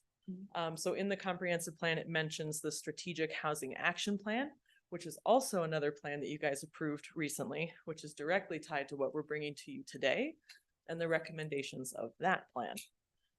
So we can go over all the different comprehensive plan goals, but this one that we're bringing to you today really deals with infill development. And that is mentioned a fair deal in the comprehensive plan with very specific action items of how to do it, how to balance it, and the need for that balance of development and also community characteristics. So that is something that staff has definitely taken into account in bringing these recommendations before you tonight. So we have recommendations that came out of our strategic action plan, which are incorporated and coming to you. This is also grant funded through DOLA. And there are obligations in that grant to walk through a process to look at possibly adopting new strategies to our code, and the staff's effort to do so. We also have another DOLA grant with our West Mountain Regional Housing Coalition that also has recommendations. So these have been dual grants going on at the same time for different purposes. They happen to coalesce in some of their recommendations. So that is also reflected. So these are really the goals and policies and action plans that staff is operating from and bringing to you tonight, and ways to possibly achieve those stated goals. Changing code, you guys know we do this a lot, and it's always a balance of impacts and benefits. Staff always does look at that and try to balance, and I'm sure we're going to hear public comment tonight of what those impacts are. And we have received public comment as well in our department and have done, we've tried to stay on top of answering questions and answering phone calls to help understand this. And we are more than happy to continue that process, whatever is decided tonight, with education and amendments to what's being presented. So let's see, I would want to say we have received some public comment in community development, excuse me. And there are some, as always with code changes, this is a hefty topic. There are some misunderstandings of how this would apply.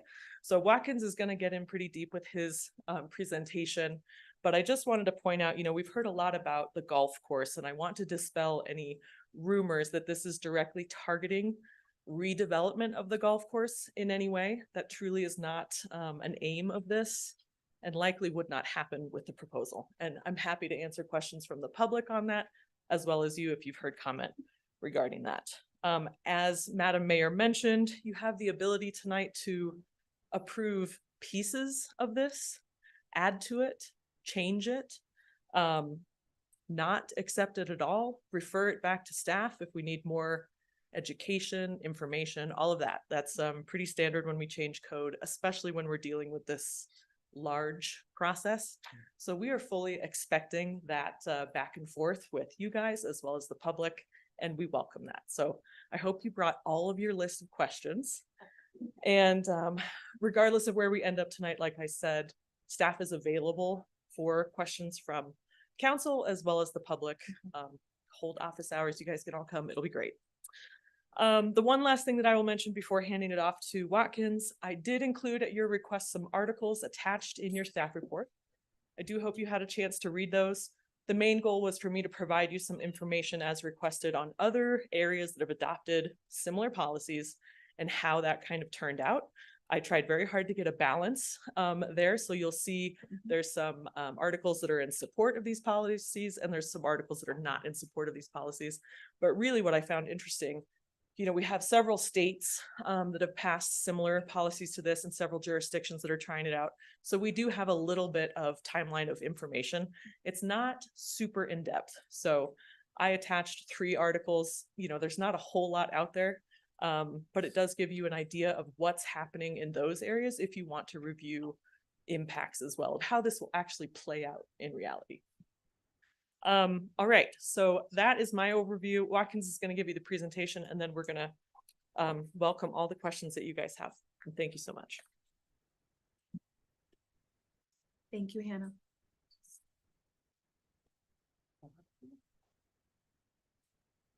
Good evening, everybody. Thank you for your attention in advance on this heavy topic. I'm going to need just a second to queue up the presentation.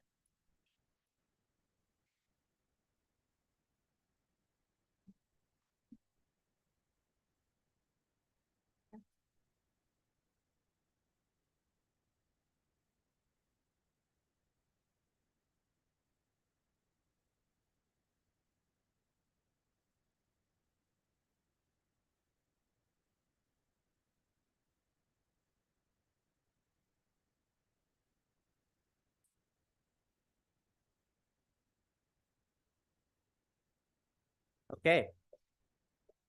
So what we're talking tonight is about is housing. Going toward my goal of making all of you housing experts by the end of 2023. There are three general categories of what we're talking about tonight, which are change of use, potentially, allowing duplexes and triplexes in more parts of the city than they are now, changing minimum lot standards, and changing our density bonus provisions that we have.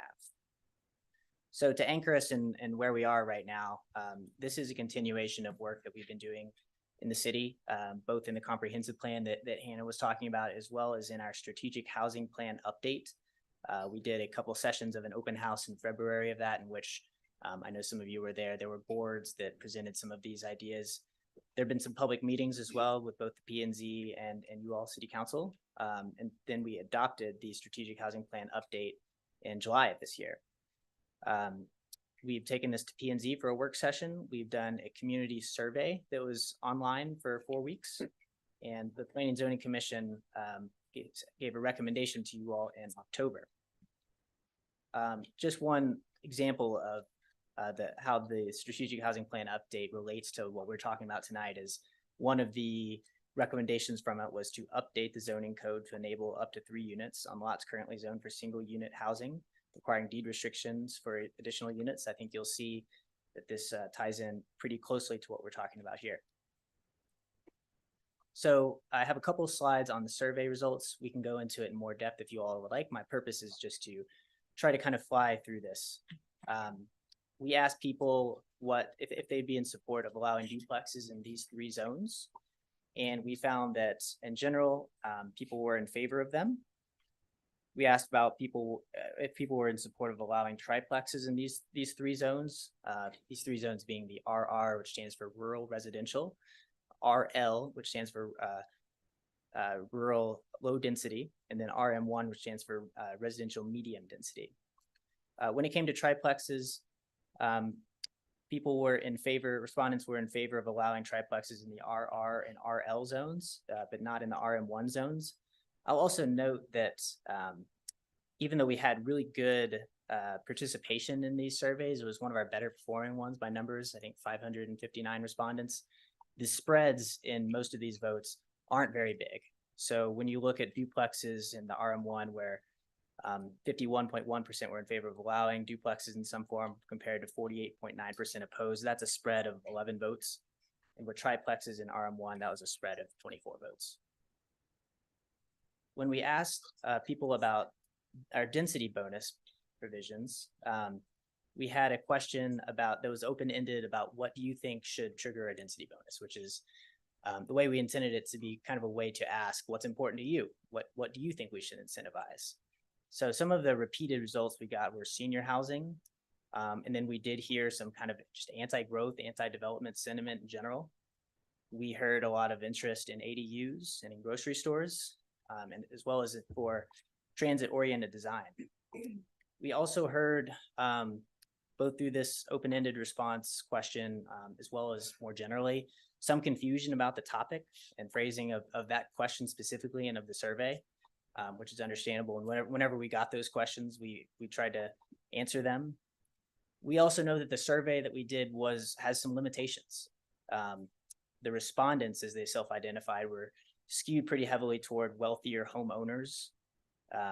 We know that the upzoning questions were imperfectly asked, some of the choices. It's also just really difficult to explain these topics in a survey format because you have to provide a little bit of background of what you're talking about in order for people to respond. But if you provide too much, then they close the survey. We also noticed some specific confusion about development on hillsides, and I'd actually like to bring that up right now for the benefit of everybody. If a single family home is not allowed currently because of our sensitive area protection standards, those are still in play. So if you can't have a single family home because it's 30% slopes or steeper, you can't have a duplex. And we can talk more about that if you'd like. So the Planning and Zoning Commission's recommendation in October was to allow duplexes as a use by right in the RR, RL, and RM1 zone if one of the units is deed restricted for resident occupancy. They recommended to allow triplexes as a use by right in the RM1 if 2 of the units were deed restricted for resident occupancy. They wanted to change lot standards according to the staff recommendation. Regarding density bonus provisions, they had some specific changes, including changing the applicability for developments between 4 and the inclusionary zoning threshold. Also increasing the density bonus for up to 2 free market lots. And I'm going to get into this in more detail when we talk about the section on density bonus, allowing 12 additional feet in height for one of those changes. And then for number 5 that we're going to get to, increasing the density bonus free market units to 10% of the total count there. Let's move more into the upzoning specific topic. So this is upzoning. We're talking about changing the allowed uses in zone districts, allowing duplexes, allowing triplexes. Are any of you on council colorblind? No, but thank you for that. The reason I ask is because I've given presentations before and with a lot of color involved, and only to find out later that someone is colorblind. So I thought I'd ask. What I've circled here in red is where in our use chart, there's a row for multifamily dwellings, and then townhouse dwellings. This, to demystify part of how zoning works, this is part of a long table called the table of allowed uses, and this tells you what uses are allowed where. So everywhere in the city has a designated zone district. The blue line that I've drawn down vertically separates the 3 zones that we're talking about, RR, RL, and RM1 from the rest of the table. So everything to the left is what we're talking about with this upzoning specific topic. And so where you see there are rows for uses such as multifamily dwellings, and then the going down the table are the zone districts. So where they coincide, there's a cell, and if you see a P, that means it's a permitted use. If you see an S, that means it's allowed with a special use permit, and if it's blank, it's not allowed. So the staff recommendation with the upzoning is to allow triplexes as a use by right in the RM1 zone when 1 unit is deed restricted for affordability and resident occupancy, and allow duplexes as a use by right in the RR, RL, and RM1 zones. Why do we want to do that, and what are some of the issues involved? I'll first give you a little bit of data here. When we talk about the RR zone, we're really not talking about very much of the city. There are 17 lots that are zoned RR. That's it, 17 in the whole city. For RL parcels or lots, we're talking about 41 in the whole city. Again, not a large number. It's the RM1 zone where we start talking about, really there's a lot of land area in the city that this involves. So there are 988 lots that are zoned RM1. Of those 988, almost all of them, 915, have at least 5,000 square feet. That's relevant because when we get to the next zone, the next topic, which is minimum lot standards, the staff recommendation is to allow duplexes with 2,500 square feet. And so all of these 915 would be eligible to have a duplex. At least they would be eligible with the first pass. Of these 988, 739 have at least 7,500 square feet and would be theoretically able to have a triplex. So what are some of the issues involved with allowing duplexes and triplexes? We'd be allowing infill development here. And infill development is something that we like to see for a number of reasons. It involves development within our established urban fabric where people are close to amenities already, and we already have infrastructure serving those areas. That does mean that there could potentially be some neighborhood impacts that are more noticed because these are in the established neighborhoods. Impacts like noise and construction parking. But when we see new units that are created through infill and through an upzoning like this, all those costs are going to be borne by builders and developers and homeowners. So it's not going to cost us, the taxpayers, anything directly. This also implements recommendations from the Strategic Housing Plan update, and it fills what we think is a need and desire in the city for smaller developments rather than kind of really large multifamily developments. These would be all small. Switching subjects now to the next category of lot standards, minimum lot standards. If you have a lot that is 2,500, let's say 5,000 square feet in the RM2 zone, currently you could have a duplex, and that's because in our minimum lot standards, you need to have at least 2,500 square feet for an attached dwelling unit. And so that's a minimum standard. What you will divide the amount of acreage you have by the minimum lot standard. And so what we're talking about doing is adjusting that downward in some ways. So it potentially allow more density in our established neighborhoods. You'll notice that for some of these changes, we've given you a proposed range. That's to give you all more choices, more options, 3,000 to 4,000 square feet. So we're recommending some kind of lowering of the minimum lot standards there, and we can talk about that specific number if you all need. Our recommendation is to reduce the minimum lot area for attached units in the RM1, RM2, RH, and RT zones, according to the previous slide. Reducing the minimum lot area for single-family homes in the RR, RM2, RH, and RT zones, according to the previous slide. That would also allow more subdivisions to occur. And then more of a technical change is changing the definition of multifamily development to match other definitions that we have in the code.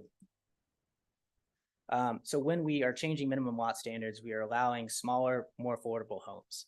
Doesn't mean that they're going to be affordable. It just pushes it to the direction of affordability. We know that small homes and small lots is one of the important drivers of affordability. We will allow increased density, again, in the established urban fabric that we have that's already served by our city services and infrastructure and close to amenities. And it would be infill development. And now I'm going to move on to our third category about density bonus revisions. We do currently allow density bonuses in the city. Our code reads that as part of any new residential or mixed use development, the city may offer a density bonus. There's a little bit more language about flexibility for the site when you do that, but that's pretty much it. So it's pretty light in the details about what we offer. And so these changes that we're proposing would add a lot more specificity, and it's an opportunity to kind of identify residential development that we want to happen. This is an opportunity to kind of drive what we want to see by offering incentives. So density bonuses would be citywide rather than specific to zone districts. They're incentives that can guide development. They would generally be targeting infill developments. There would be potentially neighborhood impacts, the same kind of impacts we think about with density. And again, any cost for this would be borne by the developers rather than by a tax subsidized program that we offer. And I have just I think 2 more slides about density bonus. I would like to read you guys a little bit of information unless you want me to skip over this. Basically, there are 6 changes that we're proposing. These wouldn't be changes to our municipal code. These would be changes to our housing guidelines, which are a separate document that you can change by resolution. So the first change would target smaller projects that are between 4 and the inclusionary zoning threshold, which is 10. If you remember, inclusionary zoning are requirements that you set aside a certain portion of units to be affordable with those larger projects. So these would be targeting smaller ones that are less than the inclusionary zoning threshold. So for these smaller projects, 4 to 9 units that include a deed restricted unit that they wouldn't be required to include otherwise, we're proposing to offer a bonus of getting one additional free market unit, 6 additional feet in height they could take advantage of if they wanted to, and a 30% reductions in numerical standards for lot coverage, setbacks, and landscaping. And so those are kind of site flexibility incentives to help them fit all of this on and try to make a project work a little bit more easily in exchange for that deed restriction that we think we want. The second change is, again, for these smaller projects, 4 units to 9 units. And then going further, if they provided a deed restriction that was restricted at 60% of AMI, which is really affordable, something we don't see, or provide 2 units, their deed restriction for 100%, we wanted to offer a greater bonus, a greater incentive for this. So still 1 bonus free market unit is our recommendation, but going further with 12 additional feet in height and theoretically unlimited flexibility for design standards, minimum lot sizes, and other topics like this. I don't want to scare you guys too much when I use words like theoretically unlimited flexibility. I know that the Planning and Zoning Commission really felt uncomfortable with that words, but I wanted to do it just to be completely clear and transparent about what this could mean. That doesn't mean there's not any safeguards. It would be at the discretion of the deciding body. So either you all or the Planning and Zoning Commission or administrative review. The third change is kind of more transit-oriented design, so projects within 500 feet of a transit stop. We wanted to offer one free market bonus unit. And then for zone districts that didn't have minimum lot standards like our commercial and mixed-use zones, to offer some site flexibility standards, a 30% reduction in numerical standards for lot coverage, setbacks, and landscaping. The fourth change we're proposing is, again, smaller projects between 4 and 9 units that offer 100% for sale residential units, 2 free market bonus units. And if you're in zone districts like our commercial and mixed use ones that don't have minimum lot standards, allowing up to 12 additional feet in height and 30% reduction in numerical standards for lot coverage, setbacks, and landscaping. For projects that are subject to inclusionary zoning standards. So we're talking about larger projects here, 10 units or more, that double the number of deed restricted units that they would be required to offer. We are proposing to offer 1 bonus free market unit or units equivalent to 10% of the project's total unit counts. So total unit count, 10% of that could be bonus units. 12 additional feet in height, and again, that theoretically unlimited flexibility for design standards, minimum lot size, maximum lot coverage, setbacks, and landscaping. Then the sixth last change to the density bonus provisions is more of a technical clarification that these are incentives when you're doing things that you're not required to do. So we're not giving these incentives for deed restricted units that you have to provide. We're getting close to the end. Here I'm not going to read them to you, but these are the criteria that need to be met for code amendments. And all of these 5 criteria need to be adopted with findings. Hannah talked about this, but I think it bears repeating. What we're doing here is really meets a lot of the goals, policies, and actions in our comprehensive plan: increase housing density, provide a diversity of housing type, provide incentives to developers to build condos, promote transit-oriented developments, consider density or zoning bonuses to provide affordable and workforce housing, create a policy or program to preserve existing missing middle housing. This aims to do a lot of that. So I won't read these to you, but these are some recommended findings for you all to include.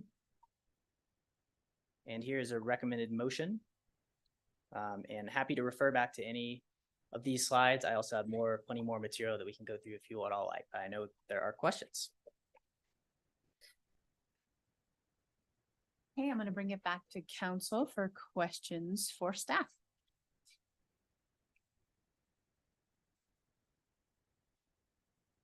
Councilor Godus.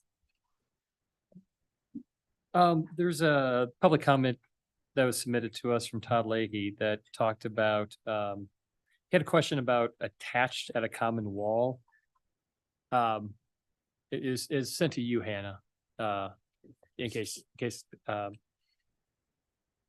you want to weigh on that. But Todd's comment was that seems confusing and counterproductive.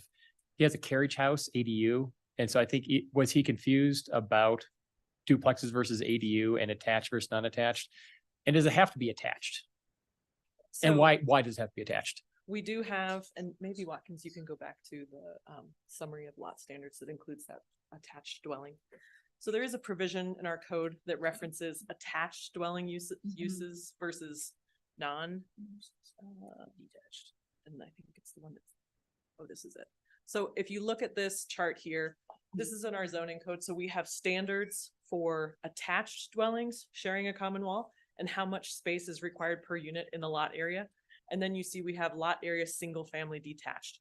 This is a subject that's we haven't explored a lot, but it's been a question and it's definitely being brought up in other model codes.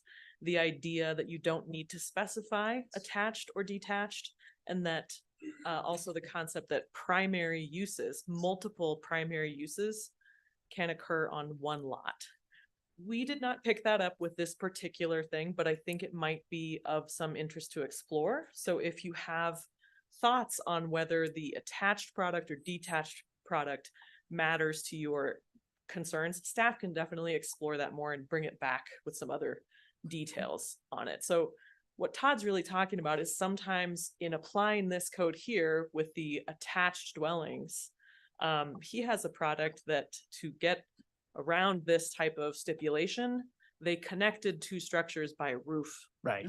And that has occurred, I wouldn't say a lot, but a couple of times. There's always some kind of workarounds. People get creative, right? When you want to do something. So that does exist. And we might look at whether it truly is important if attached dwelling product is more important than if you had multiple detached units abiding by the same process. Thank you. That's really helpful. I don't know enough about what that would look like, but I would love to hear potentially a staff recommendation on that. I just, it seems like a hanky way to go about things to get around something if it's not super important. So that's not coming. The other thing he asked is our RT zones have a 5,000 square lot minimum. And he thought it should be a 3. Why does RT zones have a 5,000 square foot? It's on the tail end. Oh, Recommending. Yeah. never mind then. Sorry. Yeah. It's right there in red. That's cool. Well, but he made that comment because the Planning and Zoning Commission recommendation, what went to them did not include that. Okay. So this is new. Thank you. That's all I have. Thank you. And also, really quickly, will you delineate for everyone who's here the difference between what constitutes an ADU and like some square footage differences versus like if I build or add on a unit and call it a duplex, can I separate it and sell just kind of elaborate on that just for a moment, because I think it's really applicable to the conversation. Sure. The general idea is that ADUs are meant to be subordinate to the main house. And so we codify that with, some standards and some numbers. They have square footage restrictions on them that duplexes wouldn't have. The parking requirement is different for ADUs than they are for duplexes. And so there are other things too that are different, but those are all kind of going toward making the ADU like an accessory use to the home. Yeah, So less than 1,000 square feet, that's one right. parking place versus duplex is 1.5. 1.5. Yeah. And then the last question being, when we talk about the duplex being two different parcels, that's not the case. We're talking about 2 units on one parcel that the Garfield County recognizes as one parcel that cannot be separated, correct? Well, they actually could be separated. So okay. a duplex could be either way. Duplex could be one lot and one owner of both units, or it could be one owner per unit. As long as it meets the minimum square footage for the lots underneath, correct? Yes. The And lot there's some other standards. stipulations. Yes, Okay. ma'am. Okay, thank you. Counselor Cal. And that, just to tag on to that question, is that one of the things we're kind of thinking about deciding on, is whether or not you can split those? Or would they be split as like a condominiumization or an actual lot split, like a townhome style? It could be done either way.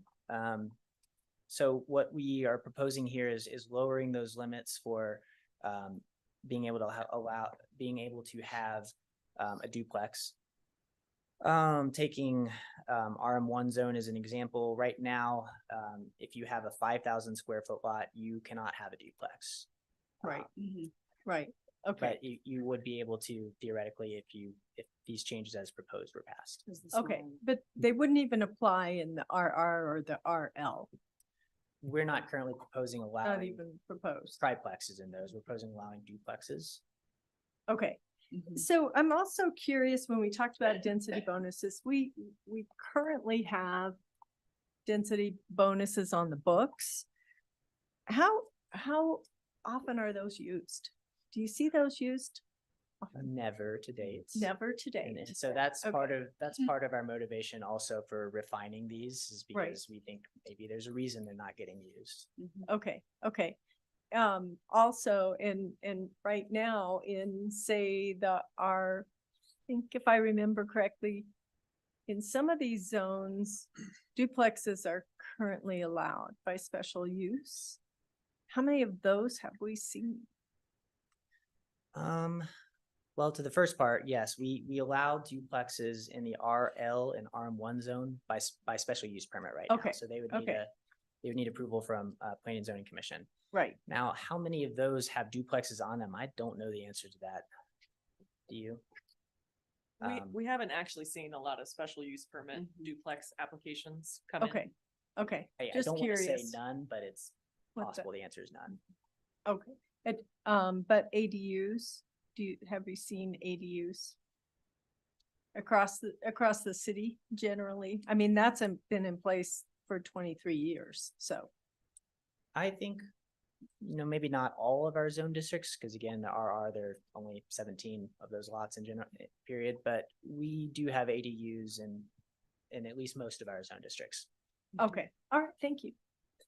And then I think if I may, I'm going to have Watkins go back on something that was in the staff report that's probably pretty important to mention for you guys. A little bit of differences tonight between what staff is recommending and what came out of the Planning and Zoning Commission. That is in Watkins' staff report, but I'm just going to have him read through it so that the public also understands. Whenever we present to you guys, we present what staff comes up with, and then there are small tweaks through the process. So Planning and Zoning Commission did take staff recommendation and make a few alterations, which I'm going to hand over to Watkins to explain. Yeah. So just a couple of alterations. As I mentioned in the presentation, they recommended allowing duplexes as a use by rights when one of the units is deed restricted resident occupancy, and we decided to, allow them to all be free market. Similarly with the triplexes, they recommended that 2 of the 3 units be allowed only when they're deed restricted. And we wanted to walk that back a little bit. We added affordability to one of them. So one of them, our recommendation is one of them is for affordability and the resident occupancy workforce, but only 1, not 2. And then the only other change was a smaller one about density bonuses. The transit-oriented design one, the close proximity to transit stations, they wanted that to apply to projects that are 4 to 9 units, and we thought maybe that could apply to projects of any size. And those are the only differences. Councilor Weimer. What was I gonna ask? Yeah, there was something tailing on yours. Sort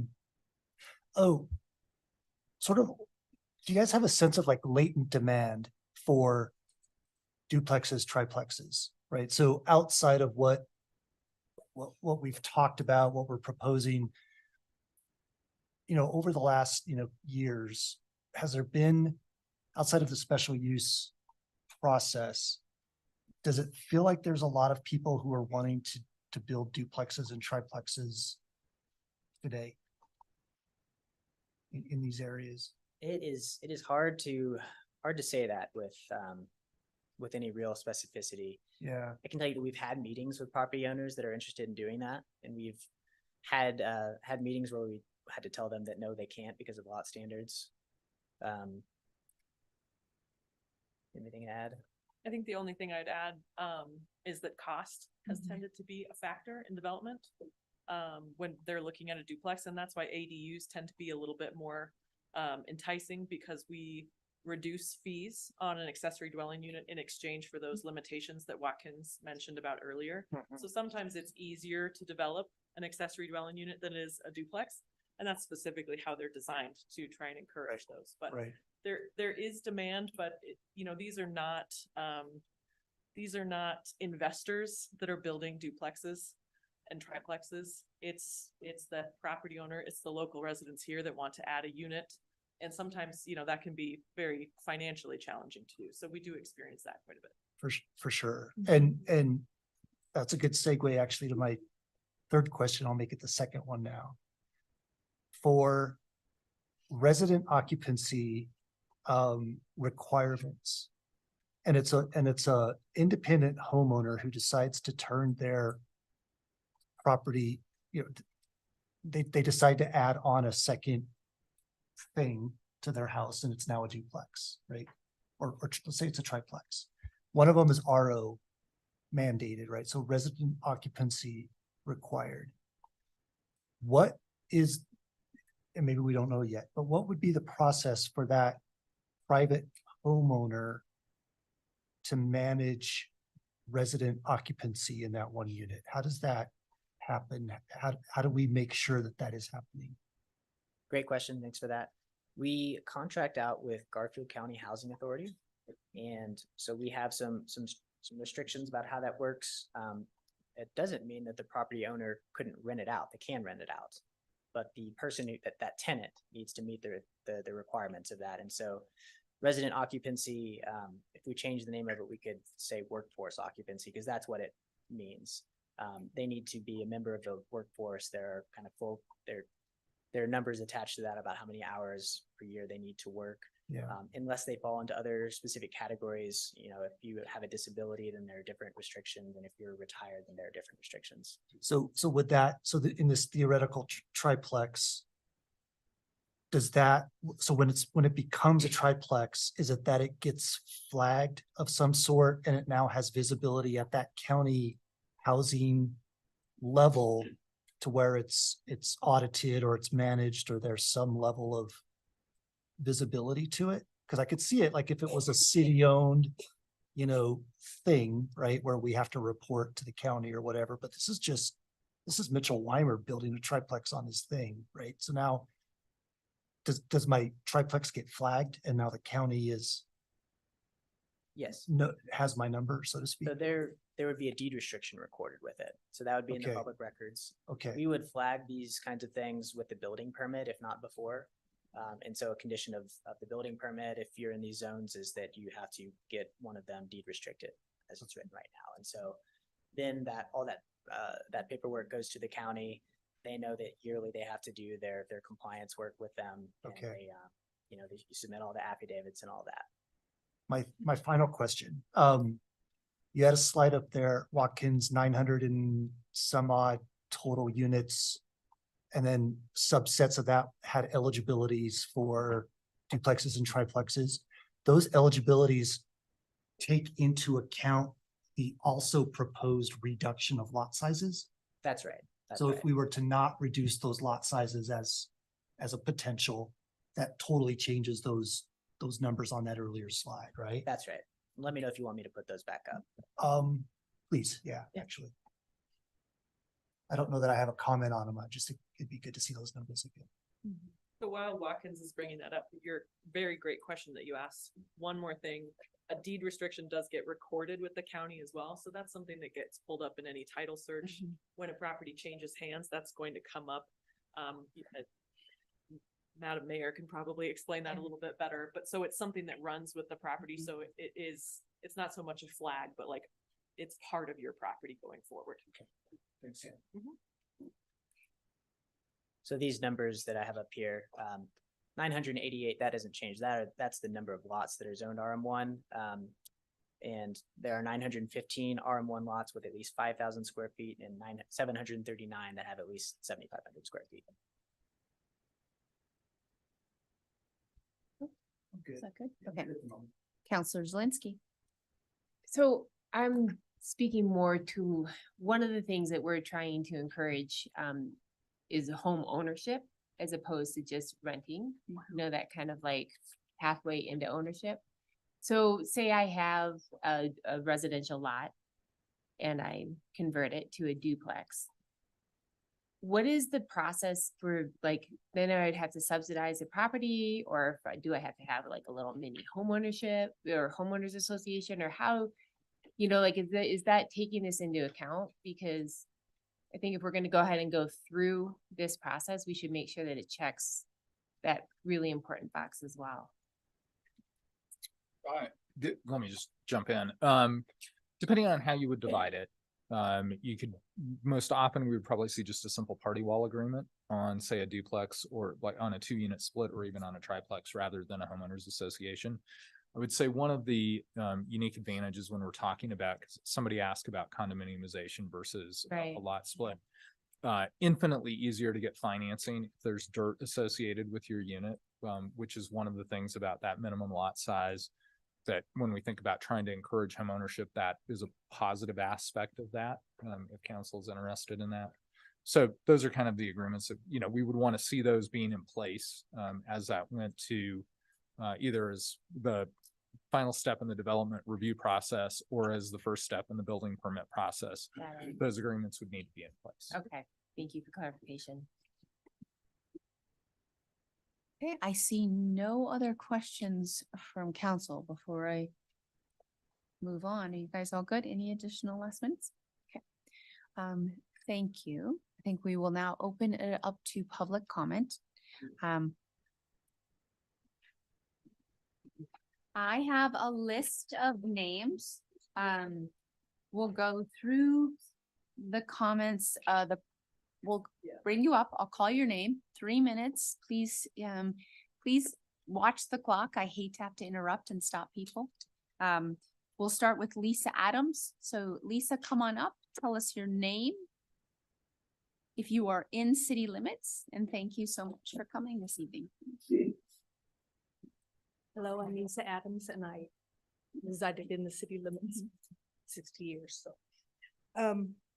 I wasn't available for the online survey, so I think that the numbers might be a lot different had that been more exposed, or for me personally been available for it location wise.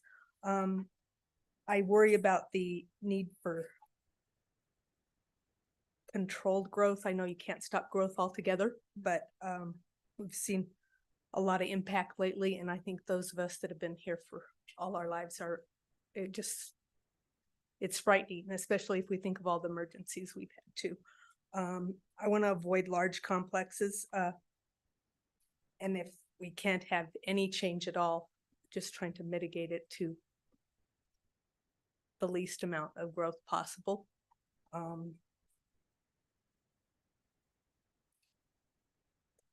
Because of our infrastructure and emergencies. And thank you. Yeah, thank you, Lisa. Appreciate it. Janet Pergan? Yeah, Janet. Hi, we live on Red Mountain Drive. I'm representing probably about a dozen people, including my mom, who's lived here for 33 years, is 94 years old, and still can outrun me. Lots of concerns. I was so relieved when I saw this emergency response plan and the maps and where do I go and, what's going to happen in the future. I think we need that for this as well. I feel like zoning changes are potentially going to impact the entire community, the character of the town, emergency response, infrastructure. I'd like to just see how it all fits together. And what does it look like in 10 or 20 years when those 900, build it out, the scenarios of 900 places are going to put in ADUs or triplexes or whatever. And I do think a one size fits all zoning proposal could be, it's easy, but I don't think it's smart. And I don't think it's actually good for business or the community.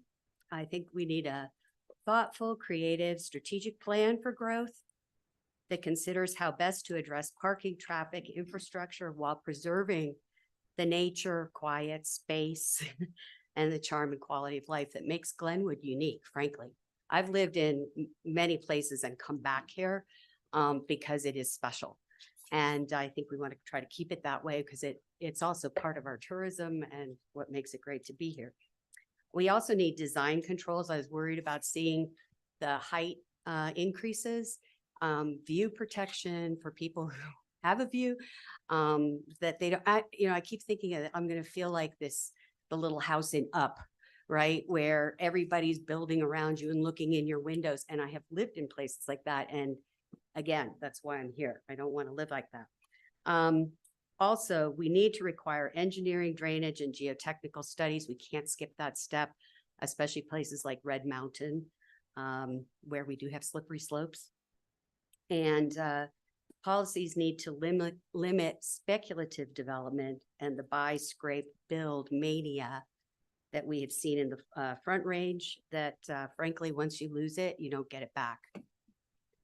And plan for sustainable development. I see that in the comprehensive plan.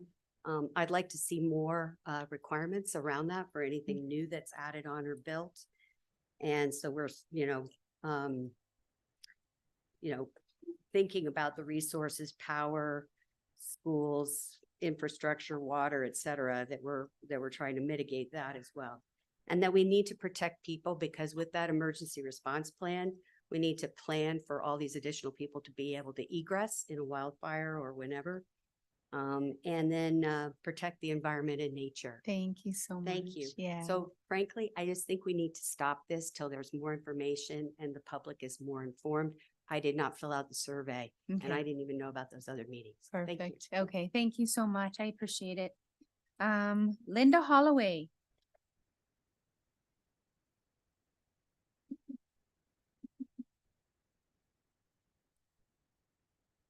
I've seen for a long time.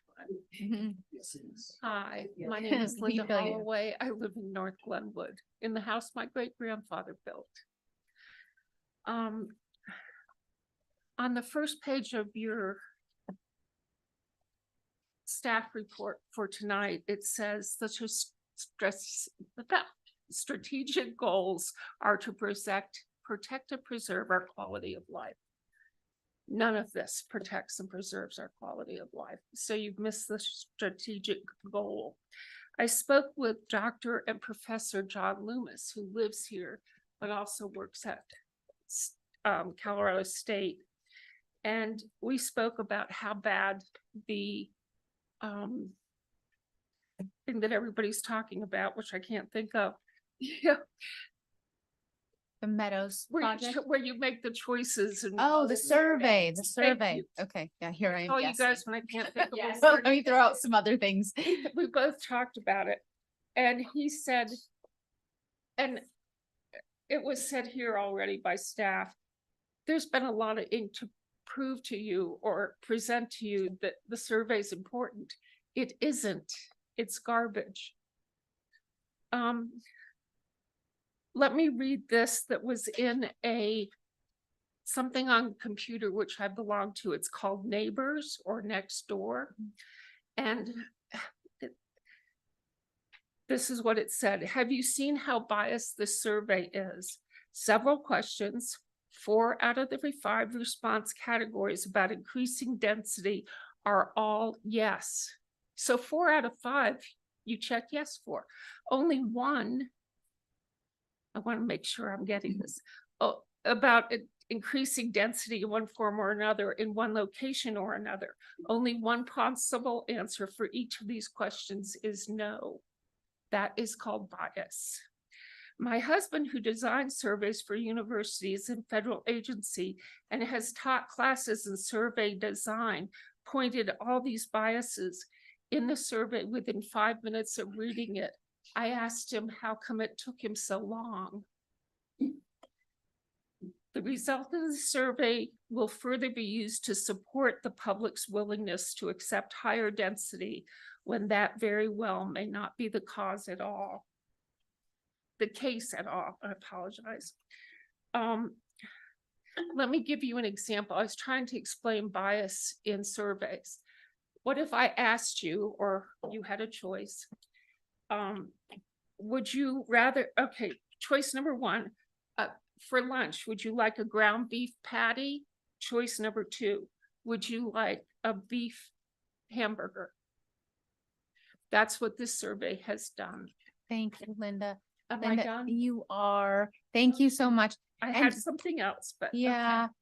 You're always welcome to follow up afterwards. We have a group email address called citycouncil@cogs.us for anyone who doesn't get enough time in the 3 minutes. Thank you, Linda. Thanks, I'm sorry if I went over. No, you're fine. You did great. Ray Schmal.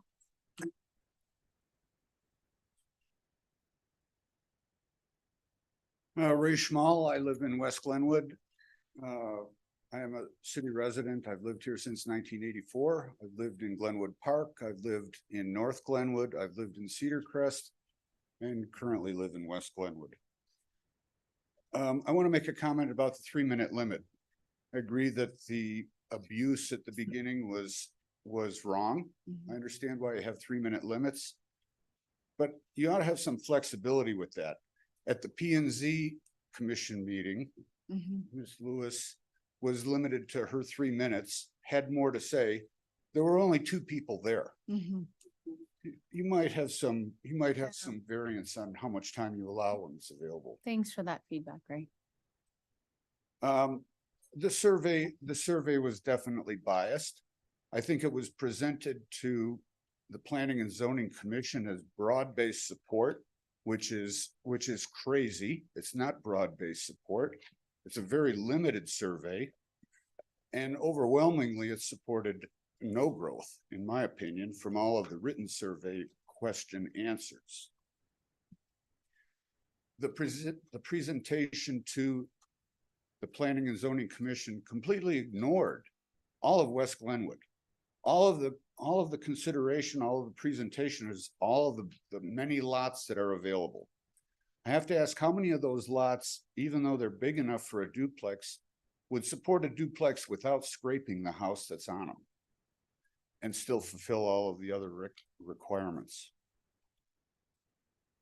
The largest undeveloped area in Glenwood Springs is the Glenwood Springs Golf Course. It's currently in the rural, low density zoning area, and it's proposed to be rezoned for duplexes or triplexes. That is completely inconsistent with the comprehensive plan. And what's being presented to you now as approved by P&Z Commission may support some of your goals, but it violates horribly a lot of the other ones.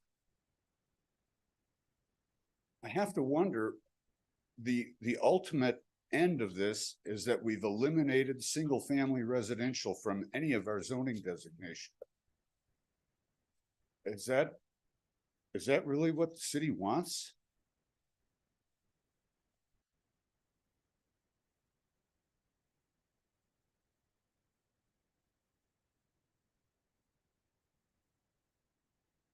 It makes me wonder if it wasn't intentionally misleading. Thank you. Thank you, Ray. Scott Provorce.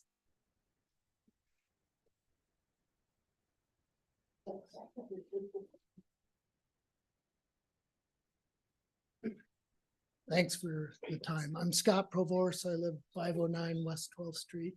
I'm sorry, was that West 12th? West 12th. Okay, the Waltz thank you. neighborhood. Appreciate it. My wife and I moved here 3 years ago at Halloween, and we really, looked around the county and the area, but like Glenwood, 4 Mile. But anyway, we specifically picked that neighborhood because the PUD was a single family home area, and we feel like this would be the rug being pulled out from under our feet. I understand that people could apply for special use right now and accessory dwelling units, and I don't have a problem with that if people want to go through that process. But I think to just blanket open it up for people to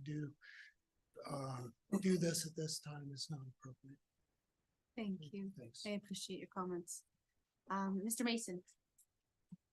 James Mason. Jim. Not very well this evening, so I apologize, but Madam Mayor, Honorable Council, thank you for allowing this hearing to go on. And Hey, Jim, can you just tell us your name and where oh you yeah, live? sorry, Thank you. Jim Mason, and I live in the city of Glenwood Springs. Thank you. So you've heard it before already, but it seems that this is a very extreme zoning change. It seems to me that it does not support in preserving Glenwood's character whatsoever.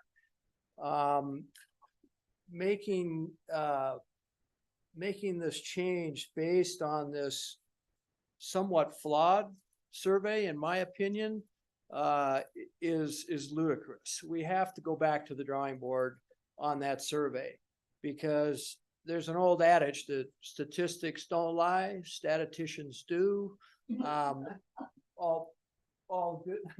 I'm not picking on anybody in that respect, but I'm just saying, to me, I read this and I go, it's 40-45% no. And you don't just simply add up all the other categories and turn that into a positive yes. So I think that needs to be looked at. And I think that if the goal is eliminating single family in Glenwood Springs, I think that's a very poor decision.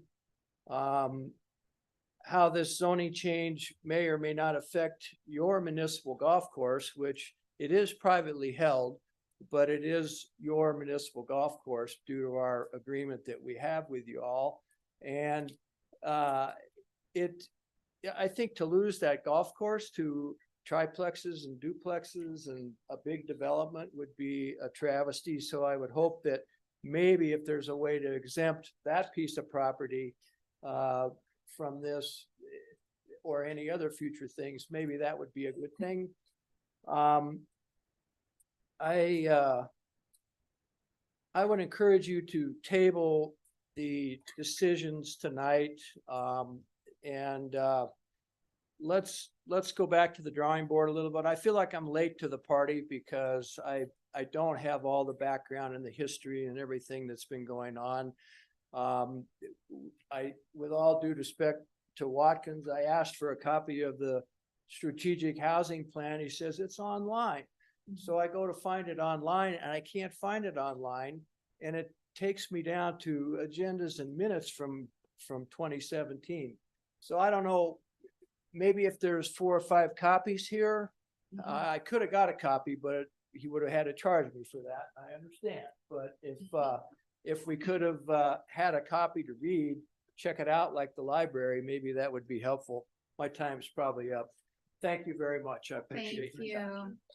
you. I just made a note, Jim Mason, that we will get you a copy of the strategic housing plan.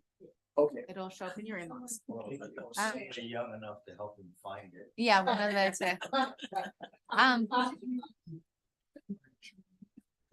Suzanne Stewart.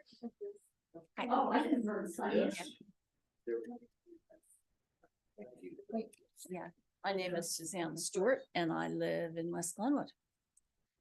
And I am totally late to the party and not up to speed.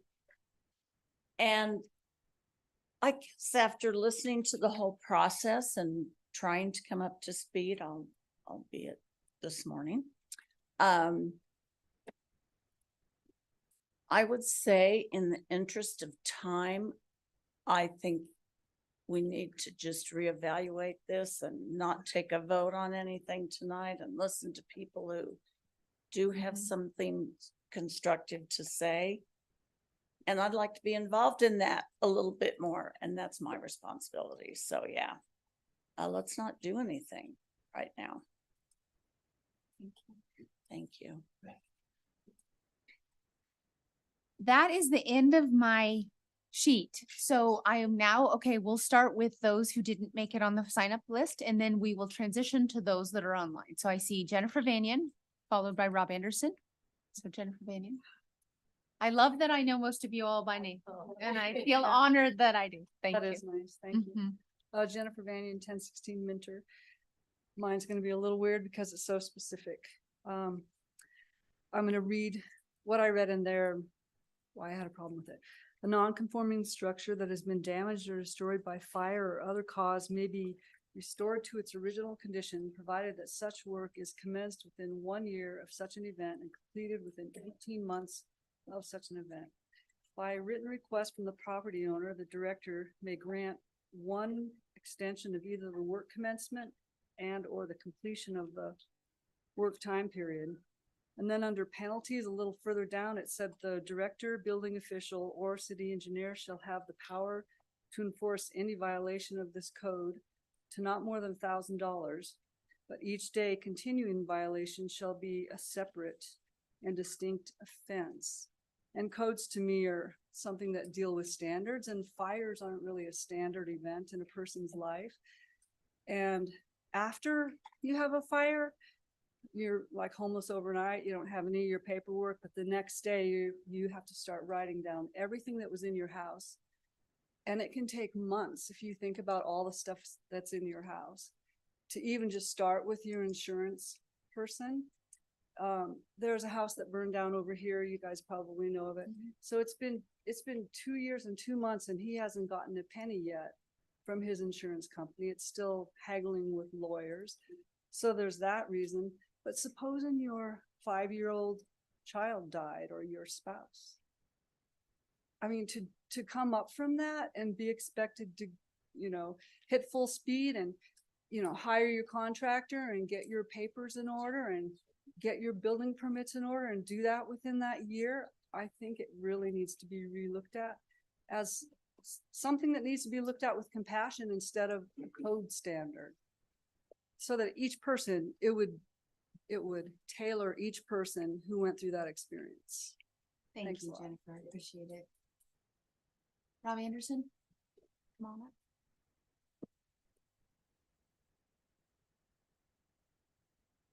Let us know your name and if you live in city limits.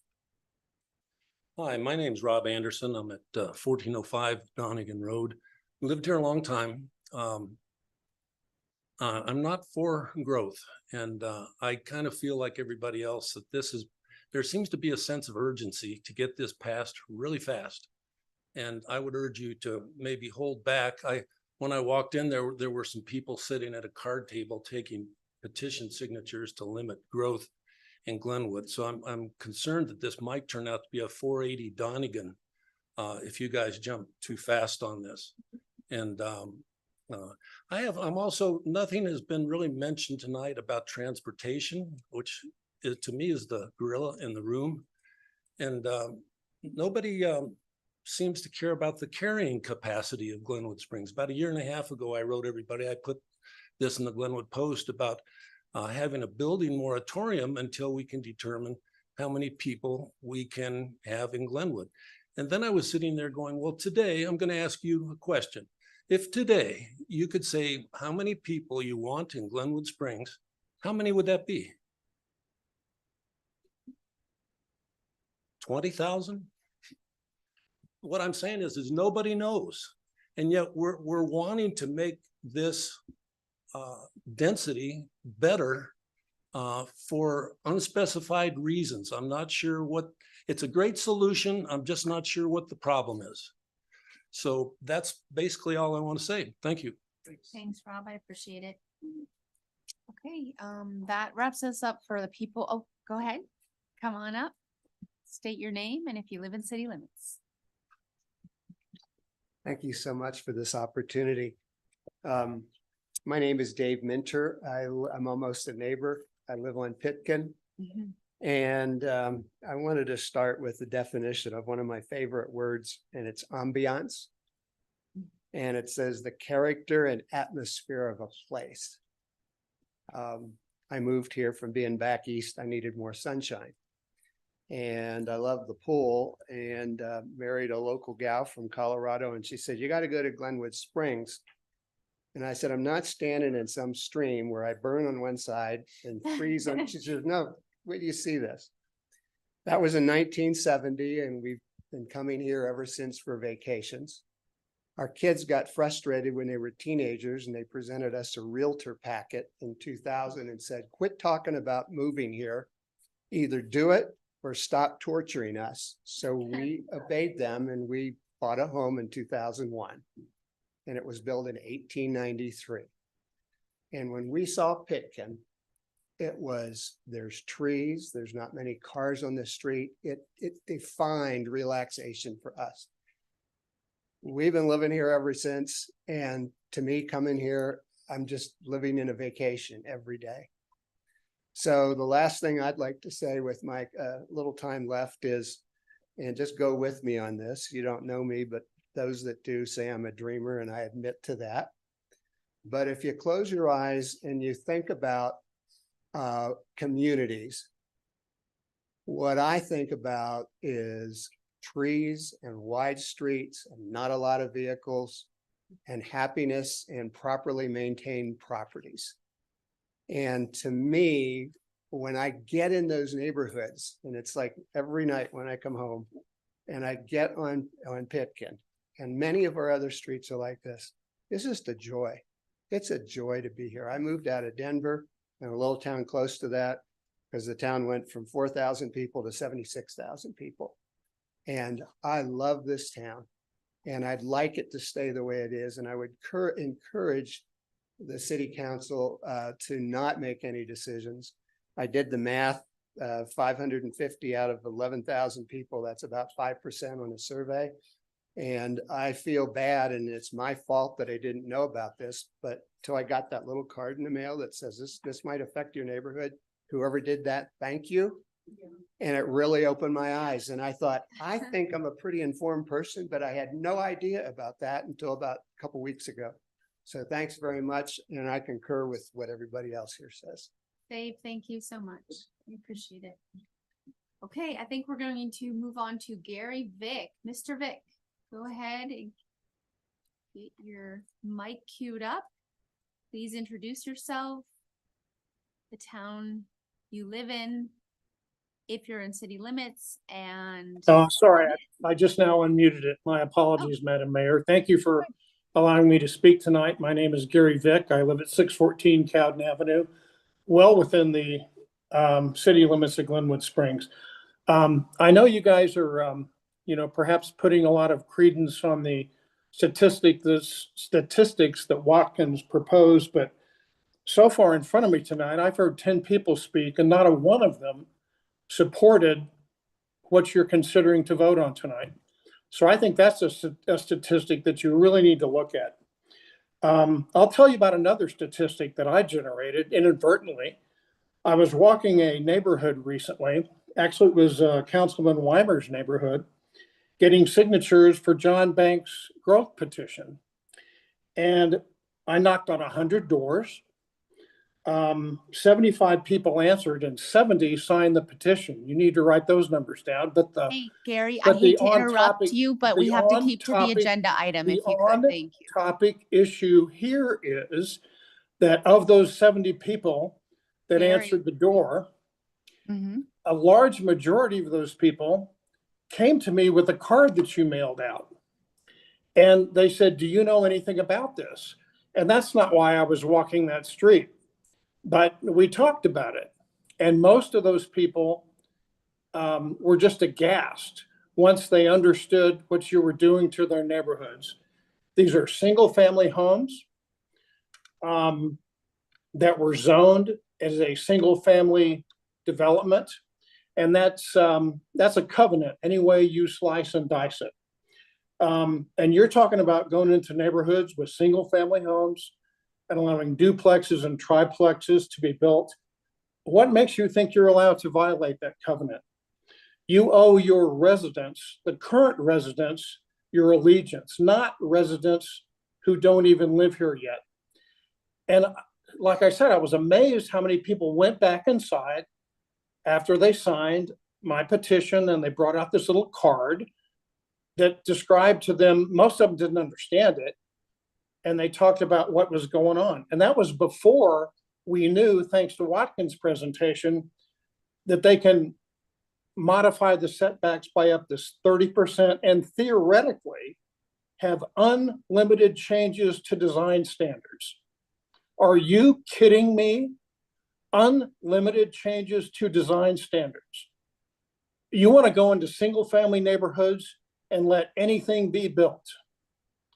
If you vote for this, I'm going to propose an amendment or a code change to ask for a drug test of city council.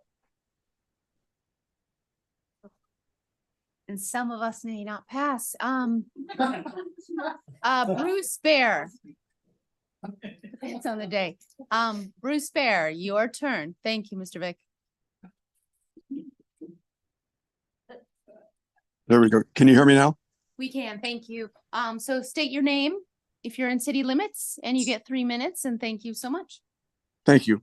Bruce Bear is my name. I was a 32-year resident of Glenwood Springs and still own 2 houses in Glenwood Springs.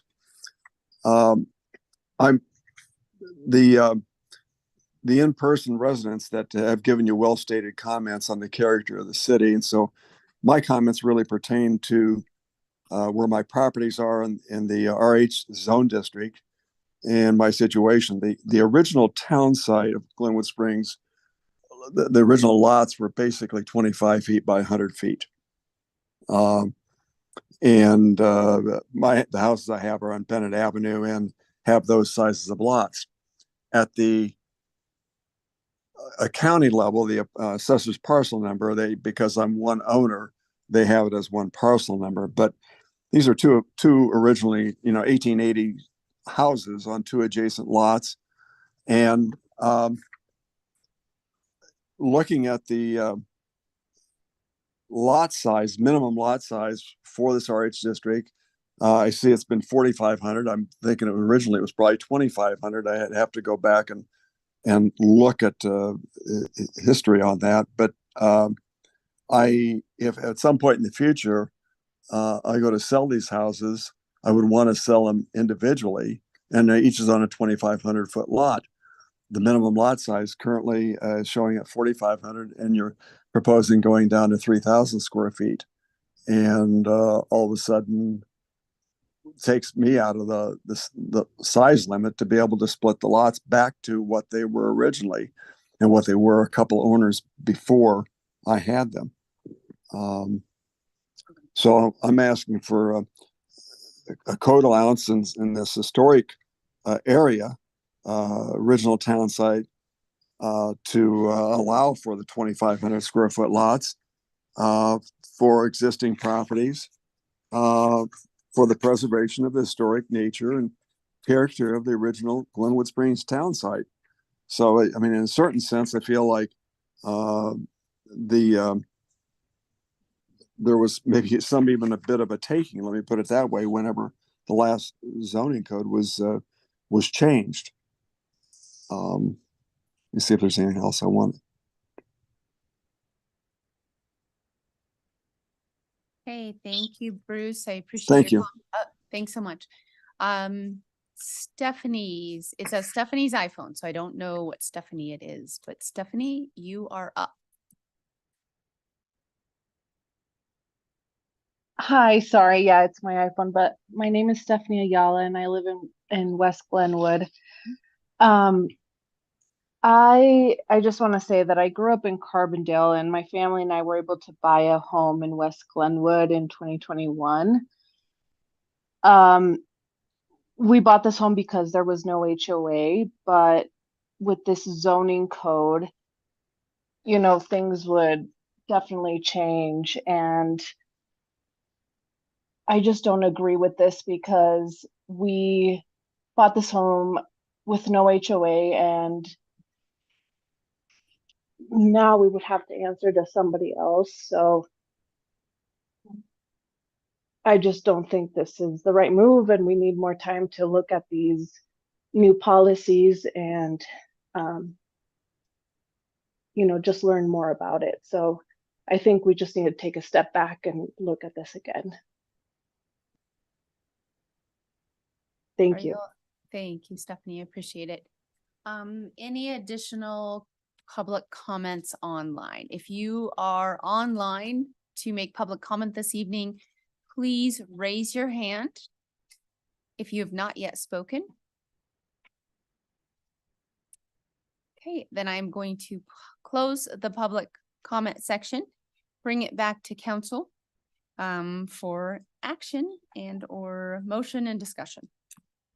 Counselor Cow. I appreciate all the comments here tonight. I think obviously to me, what I consider this tonight is that this is kind of a start of a conversation.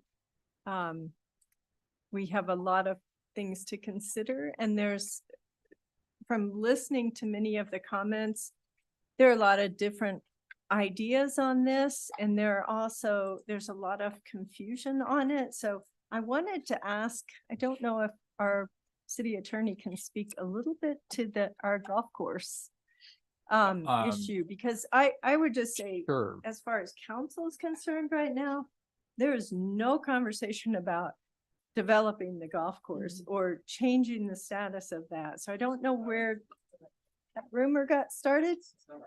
but I'd like to I just. know, so that's why we're find having, out- that's why we're Now, having. I our was gonna city say, attorney let here. me start with a couple Yeah, of things here. okay, start off a little bit. One is that the proposed zoning changes that would require that, like, you don't own all that property, so Yeah. it's not like you can go out and as the city and say there will be a duplex here and a triplex there, and so it is a matter of individual property owners making that decision on what works for them. As to the golf course, it's privately owned. That golf course currently underneath, I think, you know, there's a variety of uses those owners could put it to. It's privately owned, it's not publicly owned. And so that's really outside your purview to say you can or you can't do, you know what I mean? From an ownership standpoint, you can't go out tomorrow and sell it to developer because you don't own it. I did also want to say the last person commenting, talking about HOAs. Yeah. None of this implicates an HOA at all. Mm-mm. I mean, it is Right. there again, that's how an individual property owner might take a look at and develop their property. Do they want to, you know, add an ADU? Do they want to, you know, split their house? Whatever those things may be. There's a lot of ways that could play out. None of which would impose an HOA on the person next to you at all. It wouldn't- Okay. You know, you as the property owner are controlling the destiny of you and your property. And as is the Thank you, case today, Carla. Yeah. you know, your neighbor can do a variety of things with their properties. You'd probably be surprised at the kinds of things that your neighbor can do with their properties if you Right. check the zoning code. Right. So, you know, this is not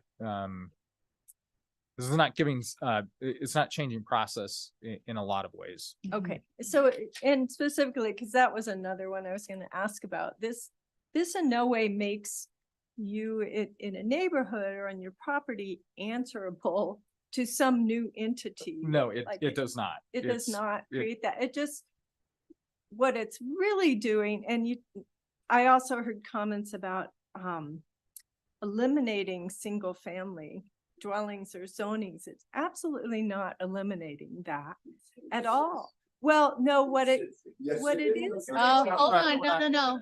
Okay, No. let's just wait. There What was it an is opportunity doing- for you guys to be heard, and now it's council's turn. Thank you.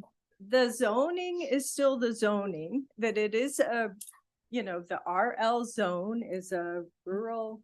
Yeah, it Lo- would, so lower what it would density. allow is it would allow single family as well as duplex or triplex, right? So it single it family adds is not, flexibility for you as a homeowner. It doesn't eliminate, single it, family is still the underlying. right, but well, it doesn't- is it would be one of the permitted uses, so I want to be Right. really clear about that. Yeah. Single family would be a permitted use, Right. duplex would be a permitted use, triplex in those zone districts that Watkins described, Would be. those special. would be permitted uses, so the zoning does in fact change because there are more allowed uses Right.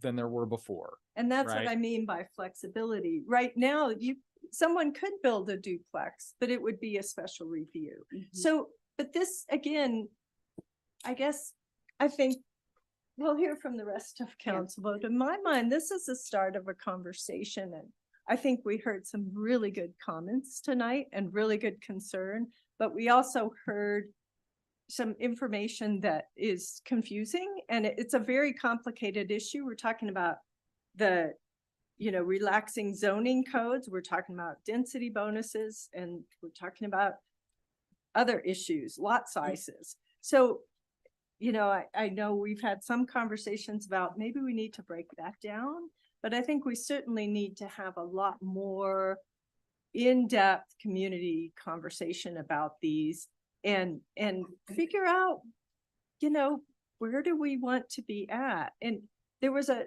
question made about, I think, Rob, you made the comment of why would we do this? And I guess the why to me is that everyone up here that was elected as a leader has to look at the future of our community. And we talk about quality of life. And sustainability. How do we sustain a community if we do not have a workforce and families that can live here and raise the next generation of children and workers? That to me is one of the biggest challenges we're facing, and we hear it from every business in town, and we hear it from the young people in town. that need a place to live and work and don't want to drive from Parachute to be a CNA at the hospital. So we are dealing with that challenges, and that's the why. It's not that we're seeking to change the character of Glenwood. Glenwood to me has always been a place where you could live here and work here and raise your family. And I think many of us did that. I certainly did that.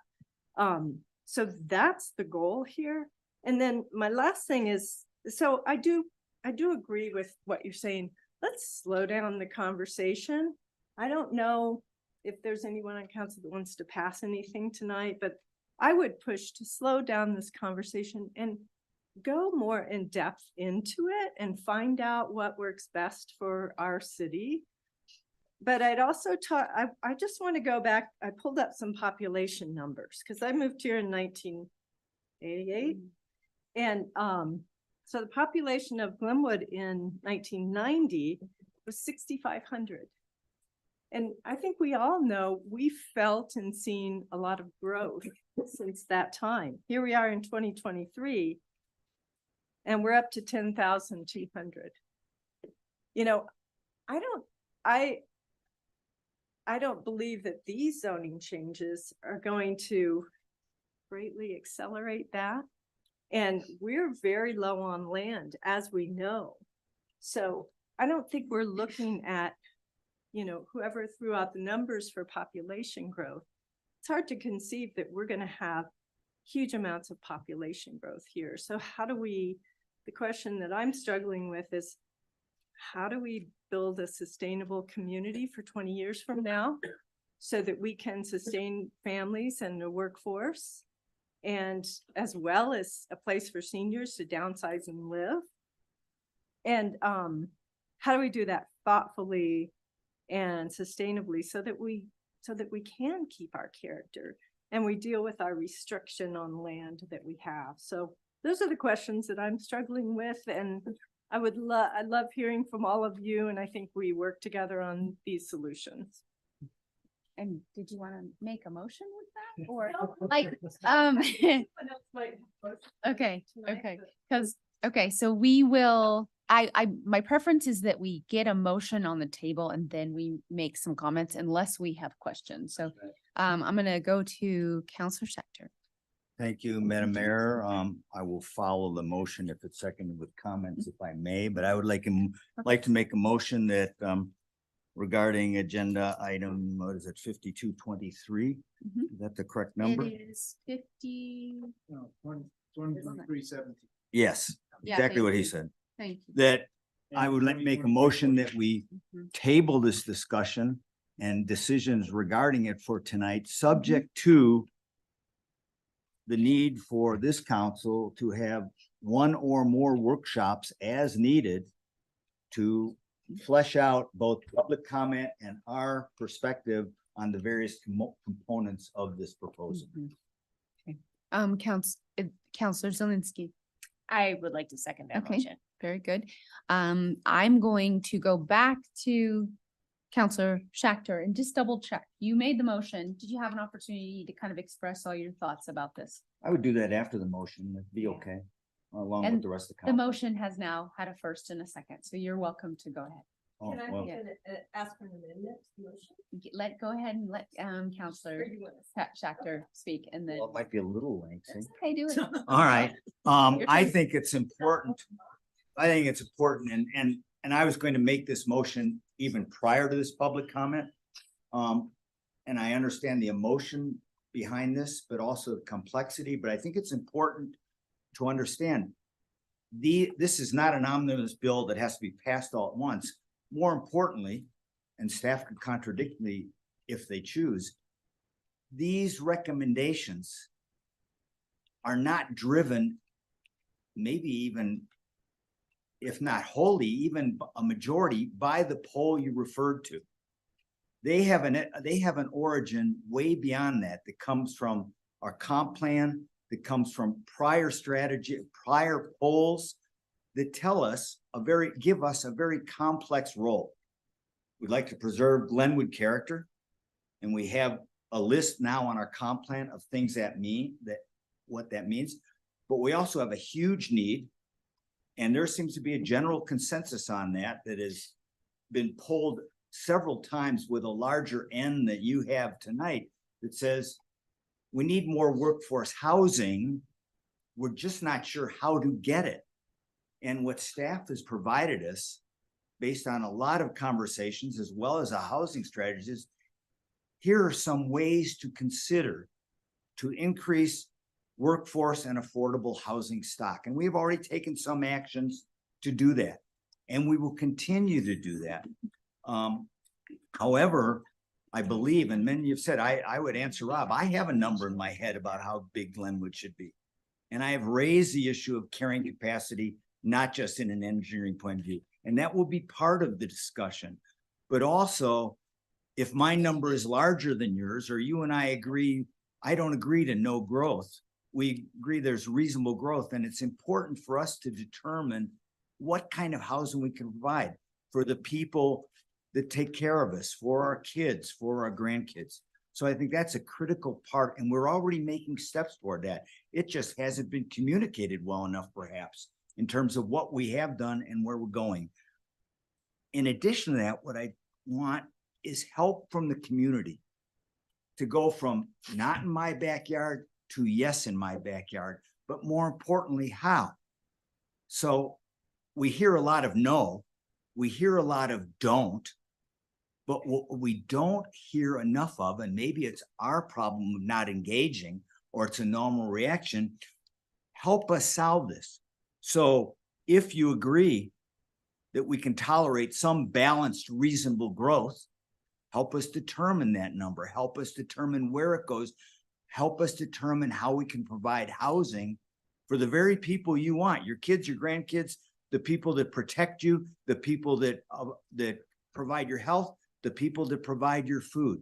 So I think it's very important that we hear that, because if all we hear is no, we're just going to get into a battle of pushback, and ultimately you're going to be dealing with the decision of 7 people, not 7,000 people. So I would encourage that very much. And I just say one more thing. Those of us that have lived here a long time, we reminisce, and I hear a lot of reminiscence. Oh, I wish it was the way I moved here. Well, it never will be. You know, I came here in 70. But one thing, when we talk about rolling back the clock, when many of us moved here, I taught school. Every teacher, every cop, every fire protection person, there was only one woman back then, maybe not even then, almost every store clerk could afford a place to live and or rent in Glenwood by choice. So when we say roll back the clock to those days, we can't do that, but we can begin to chip away at. That's what we're doing. This council is not going to solve the housing problem or the transportation problem or the economic problem of the whole valley. Our goal is to chip away at it in a reasonable way. And the more help we get with solutions from you, the better. So end of my Perfect. comments. Thank you very I much. appreciate that. Counselor Couch, we wanted to amend Counselor Schachter's motion. Yes, and I appreciate your comments, and I agree wholeheartedly. And I appreciate your motion. The only amendment I would like is that when we do a work session, we do not have public comment. So I was wondering if we could have some open houses and possibly even charrettes to work on solutions, just what you talked about. I would leave that out of the motion and leave it as an outcropping of our workshop. That's how I would deal with it. Say, hey, we have to figure it out ourselves first. Of all this omnibus menu we have, where are we? And then I would absolutely say, before we come up here on the dais to make a motion, that we figure out, if Brianna's helping others, what kind of outreach we need. And how to engage neighborhoods and more. So without amending the motion, I would support the concept and expect that will be an outcropping of our workshops. Okay, thank you. Counselor Zelinski. Thank you. Yeah, I was gonna do the same thing. I wasn't ready to make a decision on anything tonight, so I appreciate that I'm not the only one. Sometimes I feel like being new, maybe I'm a little reluctant, reticent, but you know, I agree. I think we've heard valuable comments. what I've heard overwhelmingly is misinformation, misunderstanding, a strong emotional reaction. And so that's, I think, my biggest rationale for slowing down, so that we can not react emotionally, but we can react thoughtfully and, you know, address things more systematically. My first house was a duplex. I bought it with my husband. We could barely afford it. It was a huge stretch. We brought home our first child there. Next door to us was a young family with 2 young children. And that had a neighborhood feel. That was a community vibe. That's the character that I'm hoping to create. And we can only do that if people can like live, work, walk, engage. These are really big components. And so just because we're looking at adopting some different zoning and possibly doing some infill or changing, you know, like a single family duplex, I don't see that as like it's necessarily going to change the character. And so, you know, to go back to Councilor Shatner's point, I think that we need to take a deep breath and talk about what is acceptable and what does make sense and what is problem solving. You know, we do have a traffic issue. Having people that can live in town will address that in some way. I'm really interested in some other solutions. And like, you know, Councilman Shatner said, we have a lot of those brewing behind that will improve our carrying capacity. You said you're a dreamer. I am such a dreamer. I'm such a Pollyanna, and I tend to like, my glass is half full all the time. And so sometimes what I envision isn't reasonable. It's a little la la land. That's okay. Shoot for the stars. Like, I want to make these solutions. I want people, you know, I want teachers to live here. I think that these are not, I think if you shoot for that, you find something that you can live with. And I think that's what we're trying to do, is find something we can live with. I've seen some really cool infill solutions, Grand Junction, in some of the older neighborhoods. A lot is ADU, you know, kind of like converting things to duplexes that feel very homey and still like in keeping design wise with the neighborhood. So I think that we can be thoughtful and do things that don't feel innocuous to what we're trying to accomplish. We want another grocery store desperately. One of the things that I've heard is that they can't find employees, you know, so we're kind of hindering ourselves just a little bit with some of the things that we need to have that carrying capacity by not having housing solutions. And so we do have to address this in like a much more like holistic approach. And so this is a vital part of the conversation. And I really encourage, I love it when we have like a kind of emotional topic, because I've never had this many emails from people. I say all the time, call me, talk to me, I'll have coffee, I'll, you know, send me an email, crickets. But, you know, the best thing about this is that it engaged people. It got you here out of your house. It got you online paying attention. It's uncomfortable. And I hate that people had to get upset and frustrated to do that, but I'm not sad that it happened. I think it's a good thing. And so now we need to take that next step and come up with something that is, you know, sits well with people. So that's really all I had to say. Councilor Godus. Yeah, I think, you know, I really appreciate Councilor Shatner's comments. I think, you know, the time that we see all these interest, you know, the times when council chambers get relatively packed, is when there's something contentious that impacts you in your backyard, you know, and this is not the time to try to roll back the comp plan. It's not the strategic housing plan, the recommendations from the Housing Commission, the recommendations from P&Z. You know, the time, and this is not me like wagging my finger, but, you know, those of you that have been involved in the process or know how council works or the city works knows that we just redid our comp plan last year. We just redid our strategic plan. But I don't know if we solidified it or codified it recently, but that was just several years ago as well. So there's all these documents that have had public process, and specifically about the comp plan, there's a ton a public process, hundreds of people, dozens of public outreach. And, you know, we can debate all day about whether that survey was good, valuable, useful or not, but it wasn't, the intent was not biased. I think, you know, I take that a little bit as an affront to our staff that put that together. Their intent was not to be biased in that. If it turned out to be imperfect, you know, we apologize. I'll apologize on behalf of staff, but this certainly was not intent. And so I think, you know, I'd really encourage you guys to become active and get involved when we have conversations like the comp plan. But we have a guiding document that's gone through a way more public process than just one night in November. That will impact everything. Because I heard a lot of comments about just, I'm no growth. That's great. That's fine. But a lot of you are here because you're worried about what it's doing to your home, your neighborhoods, and your property values. I think, you know, a majority of the 800 respondents of the largest respondent survey we've had in our city's history supported some kind of increase of density. You know, and every single one of you, I mean, look around, right? Like, we are all single family homeowners, every single one of us. I don't think if a duplex pops up 5 doors down from me, that would kill the character of Park West neighborhood, or 7 doors down from me. I don't think that would kill, and these changes aren't a mandate. You know, these are not things that will have to happen. If a house, somebody mentioned the fire, there's not many houses get leveled by fire. Thanks, Jim. But you know, there's a lot of concept like, oh, these will scrape, and that's not the community that we live in. There's no one that's going to buy $1 million house and scrape it and put up a duplex.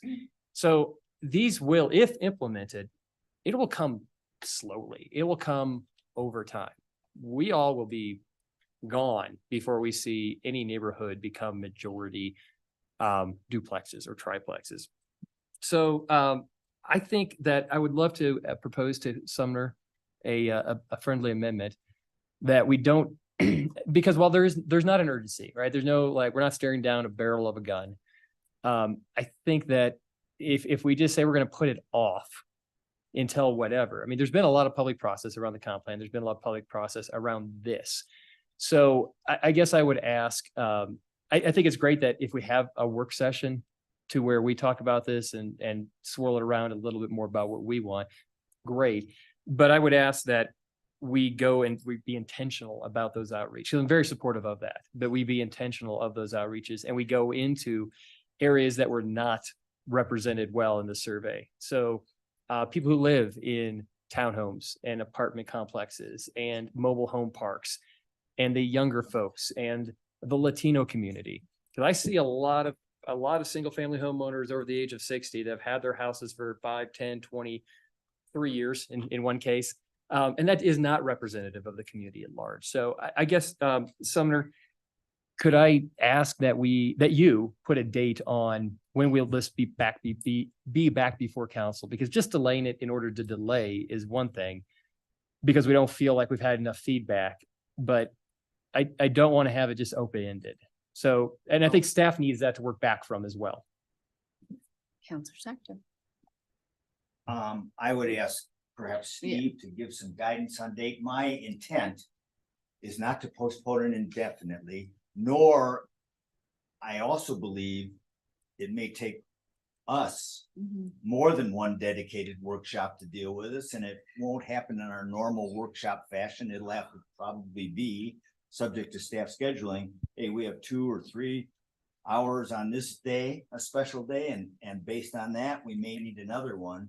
And it's at that point that I think we would decide, okay, how much of this do we want to tackle, and how much outreach is necessary to avoid the misinformation. So I don't know the date. I'm thinking sometime in the first quarter, John, but I would leave it up to staff, please, to tell us the resources and the likely timeline to do this, and perhaps shoot for a revisiting during the first quarter, but I don't know what the resources allow, if that makes sense. Thank you. Council, if I may, and if our city manager can weigh in as well. I know we had some questions around our grant reporting and our obligations for this, so it would be very helpful to think about when this could come back, because I will have to speak to our granting agencies to just give them an idea. You know, the reporting for this grant period is open, and I may have to request another extension, which I will gladly request to do so, but just giving us kind of an idea so we can schedule, and then we can also make sure that we open up office hours to you if you have additional questions, address some of the things from the community, which I'm more than happy to do and have been taking notes, but a timeline would be good. But also a little bit of time in between now and that next one would also be good. Possibly the second meeting in February? Yeah, let me get with the team and think Great. about it a little bit, Perfect. and we'll decide if we need to send a doodle poll out or if we think we can fit it into a meeting or Okay, what, but thank I'll get you. back to you guys. I appreciate it. Counselor Dem. Thank you. I guess I did push my button. Couple of things. First of all, everything's been said, and it was said way better than I could have said it. So thank you, peers left and right. You guys made a very good point. Thank you to the public for coming out tonight on a rainy night. I think it's still raining. Every input is important. I'm looking forward to discussions. I don't want contention and yelling matches, but discussions, and I think that's constructive, and I'm looking forward to it. I did hear the word moratorium in one of your comments, and I was wondering if Carl could quickly tell us why we cannot do that anymore. There's reasons. Yeah, well, it depends on how you frame it. I think what I heard was more of just a growth cap. There was legislation passed last year that applies statewide that unless we can identify a limitation in fundamental utilities, water, sewer, you can no longer impose a growth cap in Colorado. And our neighbors to the south up in Aspen and Pickens County are going through some major rewrites because, of course, that was one of the main components of their policies for a long time, was this growth cap idea. Boulder's another community. So that's kind of off the table. In terms of a moratorium, I think the law really requires you to be defensible, to really be able to focus on what exactly is the kind of the emergency that you're trying to address, and then a timeline in which you're going to address it. So even if you were to impose a moratorium, and I can guess that you would have as many or more people in the room if you did that, depending on how you framed it, but you would have to have a plan for how you're going to address it and resolve those issues, because it can't just be used to delay. It has to be directed at accomplishing a particular goal. Because there's way more oversight from the state right now.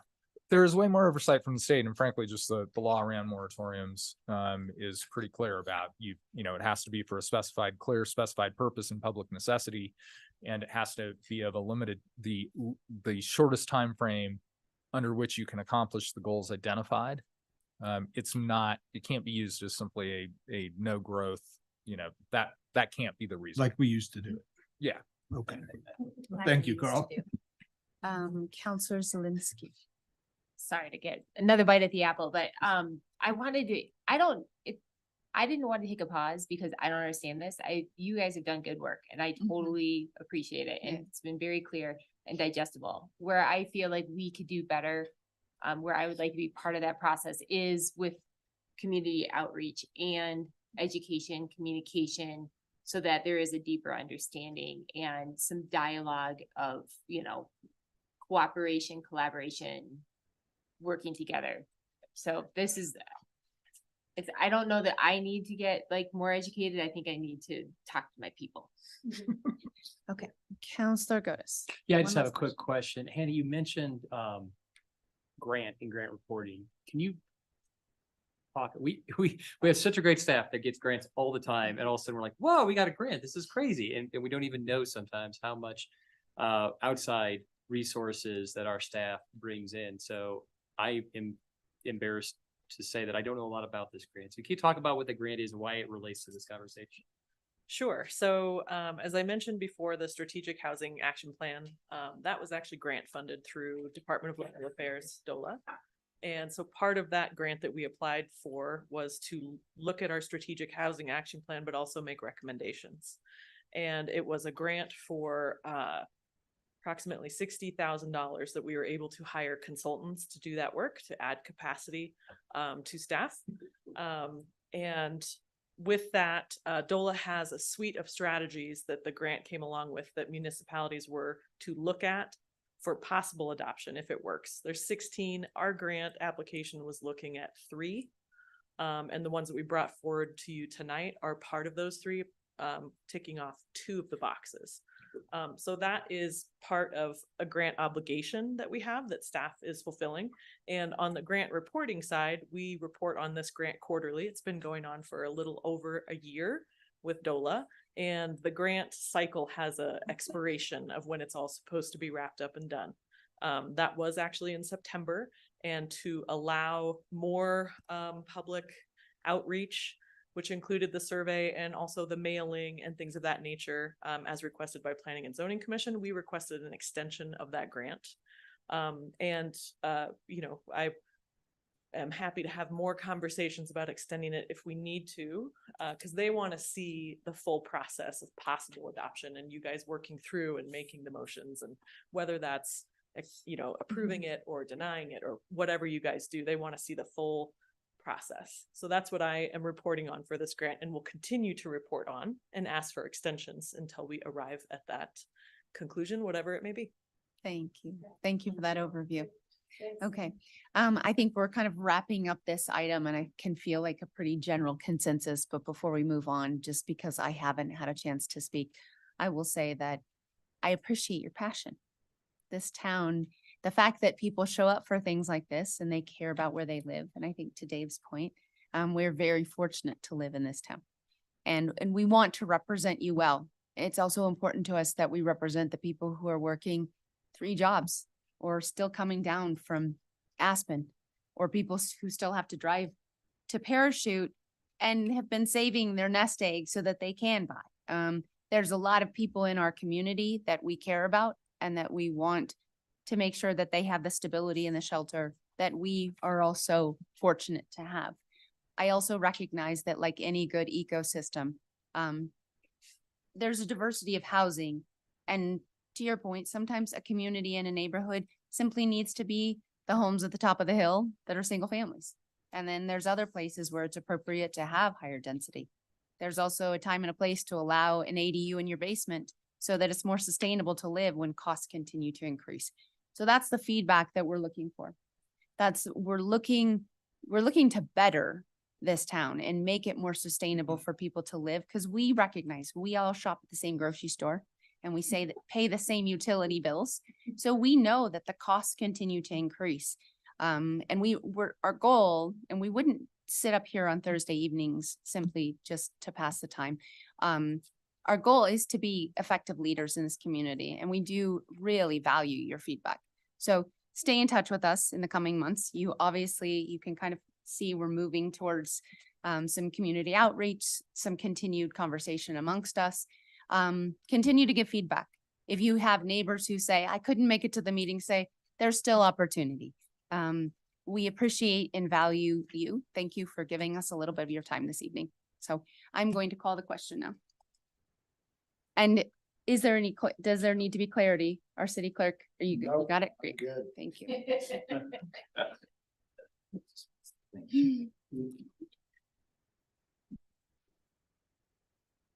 Yes, Councilor Zelinski. Yes, Mayor Wusso. No, Councilor Godis. Yes, Mayor Pro Tem Dem.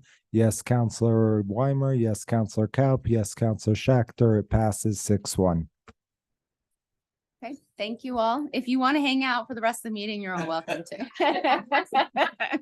I can appreciate you wanting to go home and go to bed. Madam Mayor, I did want to just, somebody asked in the audience, I didn't know if you sent out the mailer. That was the planning department. That was ComDev. Yeah. So that was they intentionally sent out to every homeowner that would be affected. Great. to alert them to that this was going on. So Yeah. from that standpoint, you know, it has always been something that we've been trying to communicate about. We want to and we will continue to look for opportunities to make sure people know of upcoming events for any of the community outreach. So thank you. Thank you, council, and thank you for the public who showed up. We Yeah. really appreciate your participation.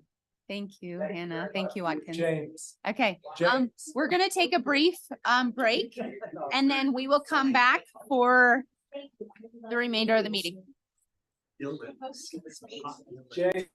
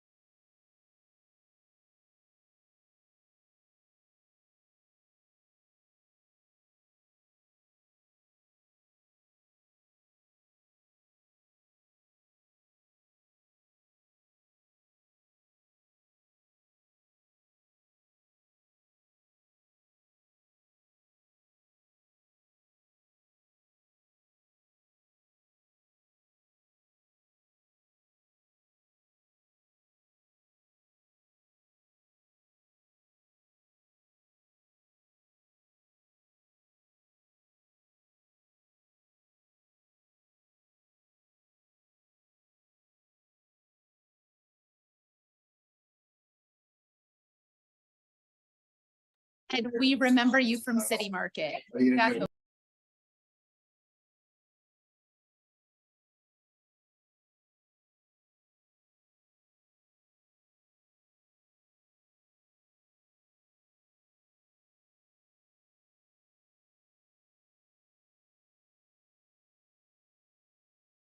Final city council member to join us. She's coming.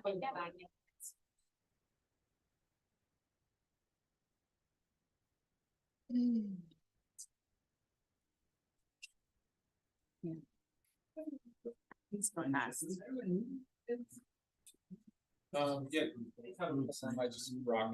Yeah, let's just go ahead and do it. Please note that Counselor Kaup is not yet back from our break and will be shortly.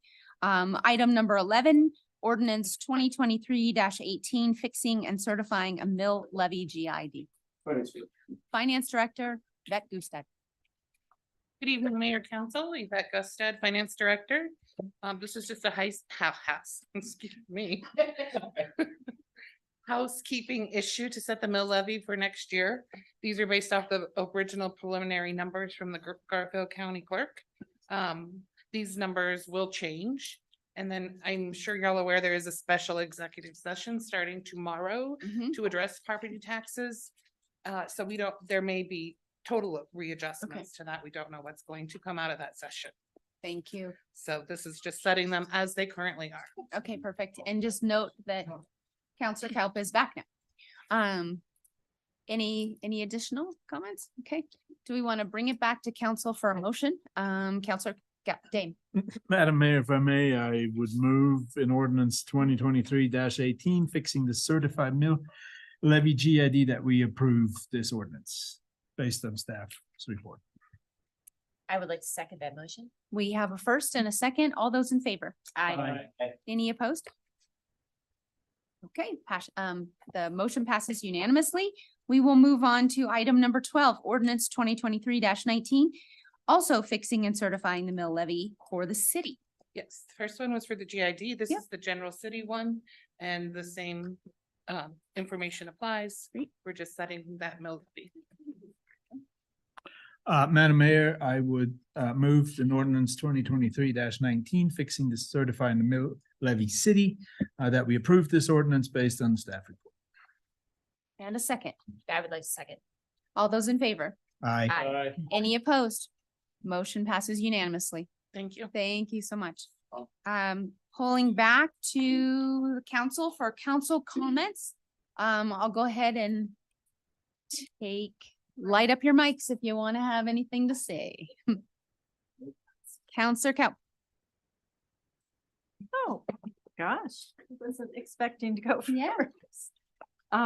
Okay, I'm gonna repeat, I actually sent an email to staff earlier, but I wanna repeat these comments for council and to get them out in the public. First of all, most of these kind of have to do with the Dock Holiday Trail or Glenwood Cemetery Trail, which is right in my neighborhood. I've been getting more comments from neighbors that particularly 13th Street goes straight up the hill to Bennett, and then it makes a turn to go to the trailhead. Sometimes once a day in the summer or more, the tourists will head straight up 13th, and it's actually becomes almost a private driveway for two homes that are there. I don't know if it's actually street right of way, but it's basically a private drive. And there's one of those old brown signs that were done in the 80s that kind of says Dock Holidays Trail and points. Nobody sees the arrow, so they see Dock Holidays Trail and they go right up 13th. And the homeowners have put they've made their own wooden signs that say, don't come up here, but people don't pay attention. So I just am asking staff, can we do a yellow sign or something that says, private drive or locals only, no trail access, and then update that brown Dock Holiday Trail sign and make sure that the arrow is very visible that says the trailhead is a block that way, or something that can put it into that, because it's with the traffic up there in the summers and the winters, it's a nuisance. So that was the first question. And then the other one, it was brought to my attention that this year when they did the ghost walk, they're actually using kerosene, actual fire kerosene lanterns, and they're placing them up around the cemetery in October with all the dry leaves. And they also walk up with the kerosene lamps. And I thought they had switched to LED a few years ago, but whether or not they did, they're back to the kerosene. So I did call Bill Kite today and talk to him about it and said, you know, they have really nice vintage LED lanterns that they could use. So just to talk about that, but I wanted to make sure that staff or maybe fire could follow up on that and make sure that that gets changed for next year. And the last is something I brought up here once before, but I haven't seen any action on it. So ordinance or code section 100.060 is our idling ordinance, no idling of motor vehicles. And right now, I think that was probably written in the 80s, and it allows, I think, 20 minutes of idling. That's a really outdated code. And typically most cities now, from the research I've done, you know, it's also called puffing, I guess, in the PD world. And it can lead to car thefts because people, you know, start their car and leave it on the street and go. Well, what happens at our trailhead is in the summer when it's hot, inevitably we'll get 1 or 2 cars a day that sit there and idle for 45 minutes while part of their party hikes up to the cemetery and back. And now, so it happens in the summer when it's hot, it happens in the winter when it's cold. And they have options. If they want to drop friends off to hike, they can drive downtown and go have coffee and come over when they're done hiking or something. So what I would request is that if council would be in agreement that we drop our idling down to 3 to 5 minutes, which is kind of the nationwide standard. And rather than asking PD to drive around and try to enforce this, if we put no idling signs at our trailheads, and I think maybe we need them at all of our trailheads. Apparently we have a no idling at our recycle center. So I think we can say no idling in specific areas and put up those signs. I think we wouldn't really need much enforcement. It would just be you know, people are usually very polite that go up to hike. So would council support that, having staff bring the change to the 100.060 code? Everyone supportive of that? Sure. Yeah, great. Thank you. Those are easy. All 3 of those, no Yeah, problem. perfect. All right, thanks so Thank you. Thank you so much. Counselor Schechter. One quick piggyback off what Shelley said, and I don't know how effective they are, but that 13th and Bennett corner is a potentially dangerous corner. I don't know whether those mirrors help or not. I would defer to others, but it seems to me there's a legitimate place for a mirror for somebody on Bennett to see somebody coming up 13th or vice versa. Whether it's practical, whether they really help, I don't know, but it'd be worth looking at that intersection that you just mentioned. Yeah, because there's a fence there that's been hit multiple And it's- times. Yeah. And visibility's tough. And it's almost one way. Yeah. So, yeah, good point, Sonia. And just second, Matt's not here, but kudos to the city for beating the weather and getting that Red Mountain project done. I know that was a big one, and I went up there the other day when the weather was still nice, and it's nice to have it finished. Thank you. Thank you. Okay. Thank you so much. Counselor Cotis. Yeah, I mentioned this a couple of meetings ago. I'm gonna see if we can get this on either an agenda or work session, if somebody else will support me, but I want to talk about 2 things. And it's the 35-mile-an-hour along Midland and the stop sign on 14th and Midland. And the reason I've been talking about this to Sumner's chagrin is, you know, every time you put a stop sign in, the neighbors there hear brakes, sometimes honking, Here cars as brakes come to a stop. They hear cars rev up as they go past the stop sign. It is a multiplier for greenhouse gases. It's cars burning fossil fuels when they don't have to stop and start. You know, and that 14th and Midland stop sign has created 2 additional stop signs. I mean, the stop signs are like breeding. Yeah. And the reason it's 2 additional stop signs is because cars come to stop in the evening and they back up. And I think a lot of this is possibly a temporary in nature because of the 27th Street construction, but they're backing really far up. And I know when I have to take my daughter to Newcastle, as soon as I can take a left-hand turn and go past and go onto Riverside Drive and bypass that traffic, I take that bypass. And I honor the stop. I do honor the stop signs, Chief. But I think he just said, sure. did he roll his eyes? I couldn't see that beyond Carl's big head. Yeah, I figured. But you know, if that stop sign was not there, I doubt that we'd have the neighborhood cut through problem that we currently do, and the necessity of those 2 stop signs. And when that stop sign went up, it was told to us as a temporary measure for the construction in the Red Mountain neighborhood, and then just stayed. And so I think that, and the speed limit going from 45 to 35 is, to me, you know, I asked Ryan Gordon, our city engineer, what was the rationale behind that? What was the thought process? It's like, well, it just seems like if you put it at 35, people really go 45. But that's not actually the case. People go what the flow of traffic is, and they go what the road reads to them. We've learned that a lot. We've learned that with South Midland as well, with this 25-mile-an-hour speed limit.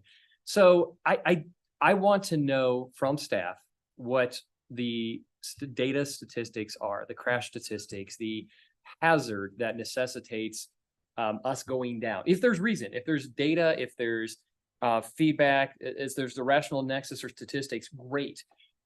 But in light of that, it just seems like we have a staff or a couple staff people that are like, yeah, this seems about right. And it never actually gets re-examined, because once a stop sign goes in, it never comes out.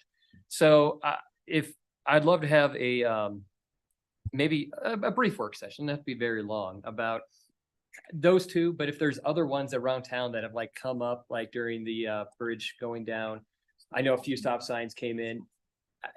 If there's other ones like that, I'd be interested to have a conversation about that. So maybe a 20-minute work session in the next 2 or 3 meetings. Would anybody be interested in having that conversation? Only if we replace all the stop signs. Well, that's part of the, I mean, honestly, that would be part of I it. wonder if it's more appropriate to just have you work with our city manager and talk to streets or public works. And then maybe if they believe it needs a work session, we can, but Well, I don't. I did have a conversation with. I was going to say, I think that I think Jonathan's point is that Ryan didn't do what he was looking for, and so he would like counsel to help get to that point. I'm being a little harsh, because the difficulty we have if we really want to do a speed study is the same thing that happens with CDOT, which is, you know what the speed limit on Midland Avenue would be out there by Meadows if you checked what actual flow of traffic is, and for what the platform is built for, it would be about 50 or 55. And so I think the other reason I'm kind of jumping in is, I guess from a policy standpoint, do you guys want to start deciding where every stop sign is and what every speed limit is throughout town? And that's, I mean, which is fine if you do, but recognize how long we spent. You were on council, with the stop sign by the courthouse. 7th and yes, I went on forever. And so it's up to you guys how you want to handle that. But if you do that, it's not a work session. You're making a decision on the dais. Well, my point is not that I talked to Ryan and I didn't get an answer I didn't like. I wholeheartedly reject that characterization. I talked to Ryan and said, why did we make that change? Why did you make that change? And he said, he said something about the construction of the lift station. And well, it just seemed like 35 sounded better. So whether we make that change or a staff person makes a change based on no statistics, that change is being made. And I'd rather have us make the change, because it's either a political decision or it's a staff decision. But my point is, it's not being made based on any data. It's being made on, what kind of feels right. And so if that's the case, let's go back to what it was. And then if people want to make a change, yeah, I don't see a problem with them bringing it to the council and just having a check in like, hey, does this make sense for us to put a stop sign here? What about a yield sign? I don't know. I don't think stop signs going up and speed bumps going up on every single street and corner is the answer or the solution, because it creates a lot more problems. And everybody still drives 45 or 50 on Midland. It just engenders a lot more tickets and interactions with the law, because now everybody's going to speed regardless. Yeah, go ahead, of course. Let me get with the team and I'll get back to you guys on this. I mean, I hear, Carl, what you're saying, absolutely, but I do think it's reasonable to get some data, and the questions you're asking are fair questions. So Perfect. I think that's the best way to handle it. Yeah. Staff, jump in. Thank you. Steve Boyd, City Manager. We appreciate you. Okay, great. Counselor Zelinski. Let's give it. I'm done. Really? Okay. I had just a few things. Most of you have probably heard me say this. I would like to do a invite to all the elected officials from both the Grand River or Grand Valley and the Roaring Fork Valley. So from Aspen down and Parachute over, and have just a meet and greet. Colorado River Valley. Let me just do this again, where there's some clarifiers up here. We're just gonna say from Parachute over to Glenwood and Aspen down. Invite the elected official. No, that's not what I would like to do. Enough. why are we not going? There's like zero respect at this point, you guys. This is my idea. And I would like to invite everyone to come down. And just because we are so regional in what we serve for the people, so many of them, we also have a truly a regional impact on one another in the adjacent communities. So, however, I think it's appropriate for us to probably allocate, since we'll be the host, some funds towards it. So I'm wanting to see if maybe council or staff could come up with just kind of an idea of what we would need. I'm not saying dinner, just this is really just like yes, it's appetizers and appetizers. Yeah, just almost like happy hour, this equivalent, something. Yeah, social. From like, 4 to 6 or something like that. So I'm throwing it out, and if you guys could just kind of look into, just throw out some ideas. If you don't have the bandwidth, I'll totally honor that, and I'm happy to help with that. Agree with this so we can get moving forward? Yeah, but first I need to look at them and tell them what they're gonna do, and then I come back here and then I go, oh yeah, we have to ask them. So no, so that is a motion. If you guys are receptive, I'd like to, yep. I would second it. Okay, why don't you, can you put, Slide, okay. yes, of course I can. Perfect, go ahead. I would second it, but I would post a question. Why don't you want to invite East? I'm just curious, why not Gypsum? And I'm fine if we do. I just don't find that we have as many regional collaborations with Gypsum as we do. If you guys want to do that, if you want to invite up to Meeker, I'm receptive. I just thought it was more Right. intimate just with the Roaring Fork Valley and the Grand River Well, I Valley. wouldn't go that far, but I mean, Gypsum is closer than Basalt. Okay. I'm just That's fine. throwing it out. Yeah. How do you guys feel? That's all. Yeah. And I know we have people commuting in from Gypsum. Yeah, okay, great. So that, is there receptiveness to that? All those in favor of yeah, okay. Oh, there's questions specific. I didn't know if there were questions about council comments or not. So Councilor Gotis. Yes, since it's a formal motion, I agree. I don't think Gypsum Yeah. is, at some point you got to cut it. Yeah. And there's a lot of synergy in the two There valleys. is. And just for nomenclature, we're trying to rebrand, because it's very awkward to say the Colorado River Valley, Grand River Valley, Mountain West Mountain, right, Hannah? Never mind. Sorry, never mind. Okay. I know. West Okay, Mountain. great. So as a region, and I would just suggest I think you had mentioned earlier, like maybe at the rec center, but let's just really like spend a little bit more money and just have it at like the upstairs of the brew pub or something easy, so staff doesn't even, it's brain dead. That's what I was thinking. too. Okay. Something, that's kind of what we're hoping for. Yeah. In my mind, this is what I was envisioning. Okay. Clarification. I'm just Oh, curious. okay. Why do you think Parachute has more in common with us than Gypsum? Workforce. That's what I think. Isn't too. that, okay, I guess. County, they're in our same county and so. Yeah. Okay, all right, just curious. And then the meeting went until 11. Well, you started it, I'm just curious.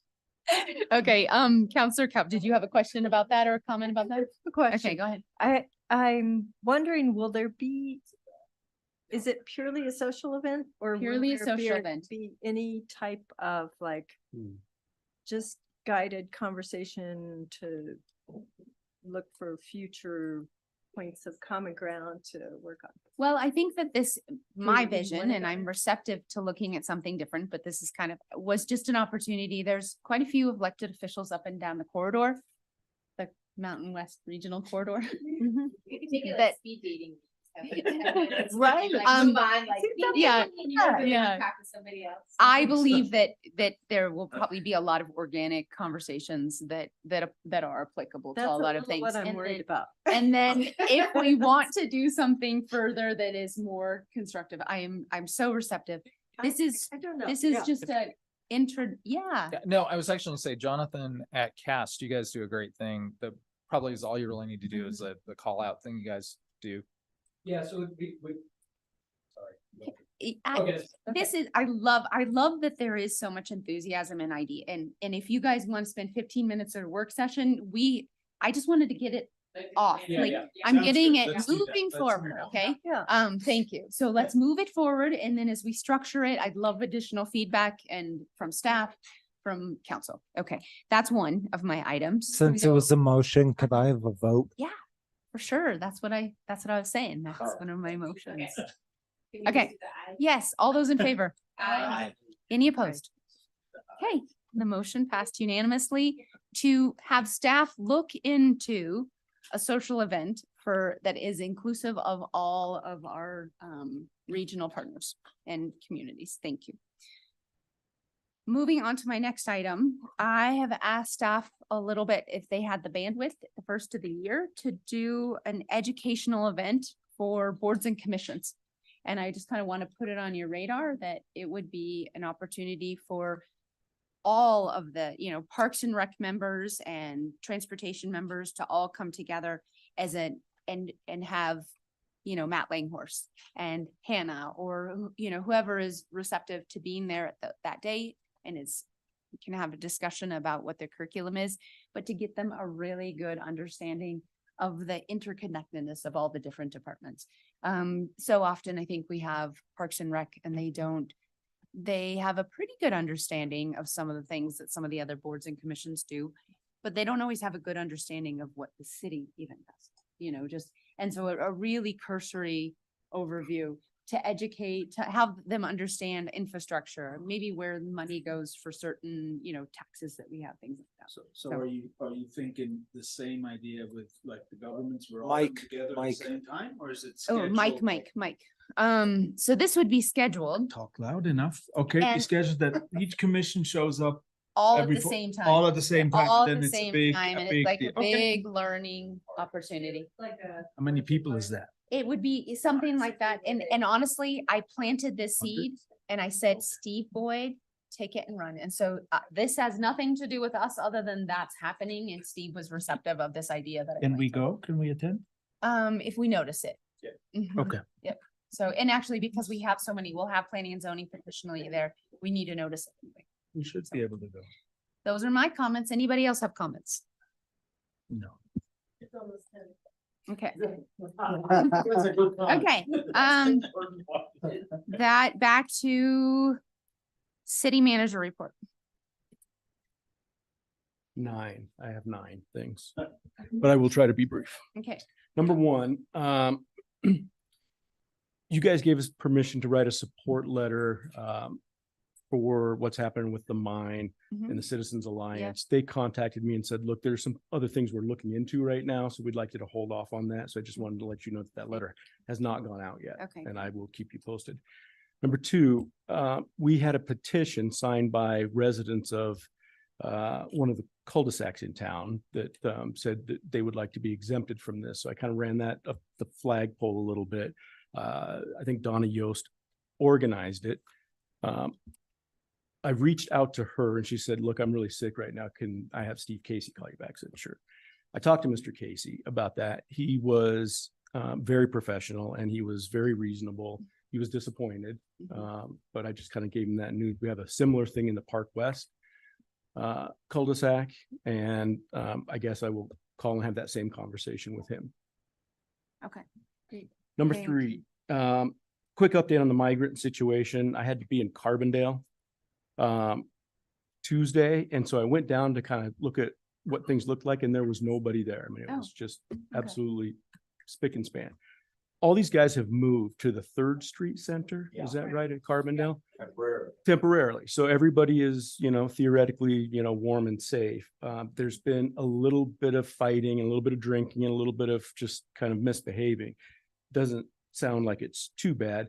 I talked to the city manager at Carbondale, and one of the strategies is going to be, I think, disbursement, right? I mean, we can't handle all of these people, but if everybody comes together, everybody can take some of these people, kind of thing. So I let all the city managers know down Valley a little bit that this was going to happen, and we'll keep you posted on that. We're being told that there's going to be another wave of these guys. I've heard numbers as small as 40 and as high as 300. A lot of these people evidently are now coming from Colombia, and some of them look kind of rough around the edges, tattoos on their necks and face and stuff, but they can be intimidating. So there are a lot of conversations happening around, the Valley, and we're participating in those. Chief gets together with all the other chiefs and stuff, and we'll keep you posted on what sort of plans start to develop from that. Are they being directed from the Mike. or are they? I was gonna ask that. Yeah, are they being specifically sent here? They start in Texas, From and Texas? Texas ships them out, and there's been some from Denver and some from Chicago. Okay. So, I mean, everybody is just kind of kicking the can a little bit, right? Yeah. So Yeah. this isn't going to be an easy one to make go away, but we are involved in those conversations. I won't make any commitments, but I'll keep you Right, guys but posted. on it's a what's happening. regional thing. Right. Yeah. Okay, what am I at? 4. Yep. Last call for landfill. We're going up 11 o'clock on Monday. 2 of you Wanna have go said so yes. much. If anybody else wants to go, yeah, you're going, and you're going. Can we schedule one for the? Absolutely, Okay, because I'm out of town all next week. absolutely. Monday? 11 Monday. Okay, so we're meeting at 10:50 at This City sounds, Hall. I want to change my Thanksgiving plans so I can go to the landfill. Minnesota or the landfill? Minnesota landfill. Landfill. The 20th? I don't know. When is that? Monday? 20th it is. Okay, Okay. 10:50. We'll meet at 10:50 at City Hall.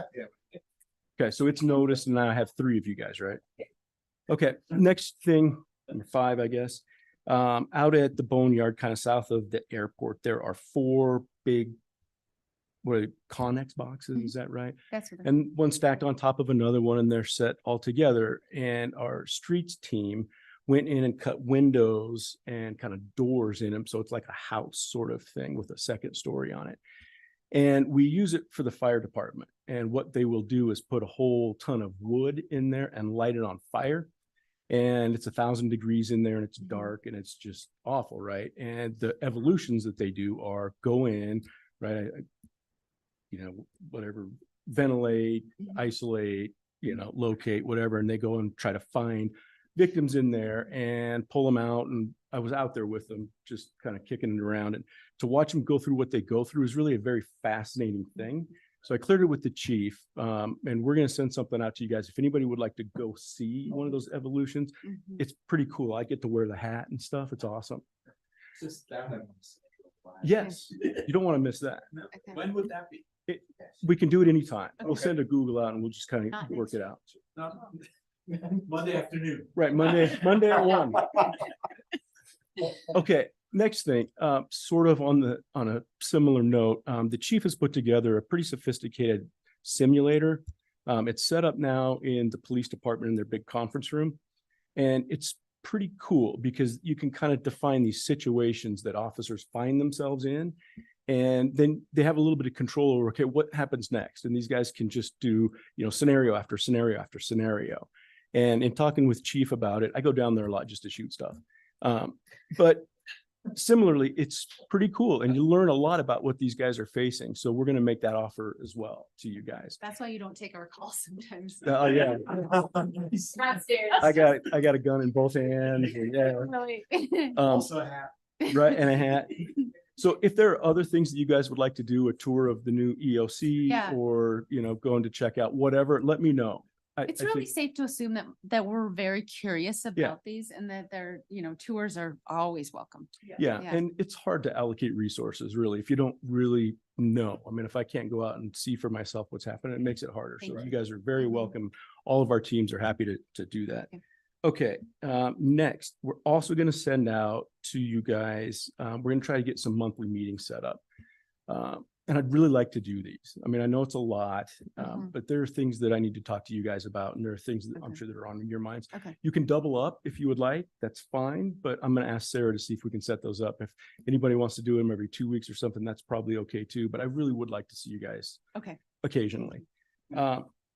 Next thing, Sarah was hired a number of years ago. She is our executive administrative assistant, half in engineering, half upstairs. And what has happened is Deborah didn't have a whole lot of day-to-day needs that really needed to be taken care of. So she spent half her time in engineering, and then she became kind of our utility infielder, doing everything from, wellness to newsletters to helping with elections and everything else.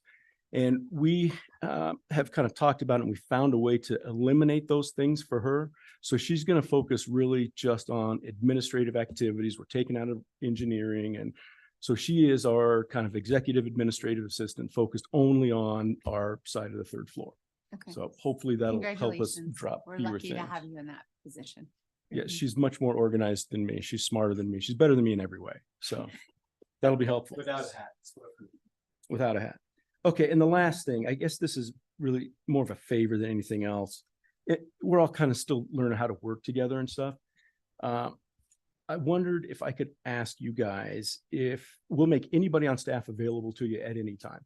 I just wonder if you'd be willing to do that. If you need to talk to Ryan Gordon or somebody, do that through myself or Matt, just because sometimes staff is, wow, I've got a counselor asking me things or telling me things, and it could be confusing to them. So we'll make anybody available. I would just ask that you would involve myself or the department head.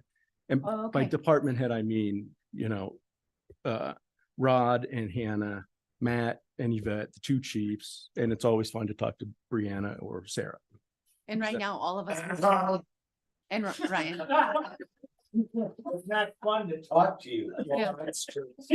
No, right now, Steve, all of us are thinking, uh-oh, did I do that? Oh, I just said. Yeah, It's all okay. of us, that's. No. We're thinking, No. oh my gosh, did I do that? Nobody is in Okay. trouble. Nobody's in trouble. It's absolutely fine. Sorry, Betty. You want us to. Oh, can you turn on your mic, please? Just Thank you. specifically only address those department heads, or do you want to be copied if we send Yeah. an email that includes? Yeah, Ryan? I'd Yeah. like to be copied, and then like, Okay, I don't know, a Just Ryan for Gordon clarification. situation, Sure. I'd like you guys to check in with Matt. okay, And maybe, First. copy Ryan, that's fine, Mhm. but it should really be Matt that is kind of facilitating that. okay, great. that kind So of- like, hey, Matt, and then just CC you on it. Yeah, and so you that can you CC Ryan if you Okay. want, and then we will put Perfect. that together. If that's okay Okay. with everybody, just for now, until we kind of get our feet under us. Real quick, I just, also for aware of the organizational chart, because I wasn't aware that Ryan wasn't the department head, because Terry used to be, so. Yeah. I just thought the same thing. So Fair enough. knowing that would be helpful. That's a fair point, Yeah. and Yeah. I can send out our org chart. It's in the budget. I think it's in the audit too, but I will send it out to you Thanks. if I remember to write that down. I think that was it for me. Thank you. That may be the longest Oh, you by far. have. There was 9. There was 9 things. 9 things. A lot of things. I thought that was a joke when you first said it. No, Let's see. City attorney. I had lots of mics on. I had to was gonna say clean up. 11, Yeah, 15. No, Yeah. I got nothing. Thank you. okay. Well, thank you all so much. We are going this evening to, Oh, social event, yes. We're gonna continue this meeting and talk holidays. okay, Yes, talk holidays it holidays. is. Okay, and I will look for a motion to adjourn So move. and a second. Second. Um, Oh, and I. all those in favor? Aye. Any opposed? Okay, motion passes. We are done. Thanks so much.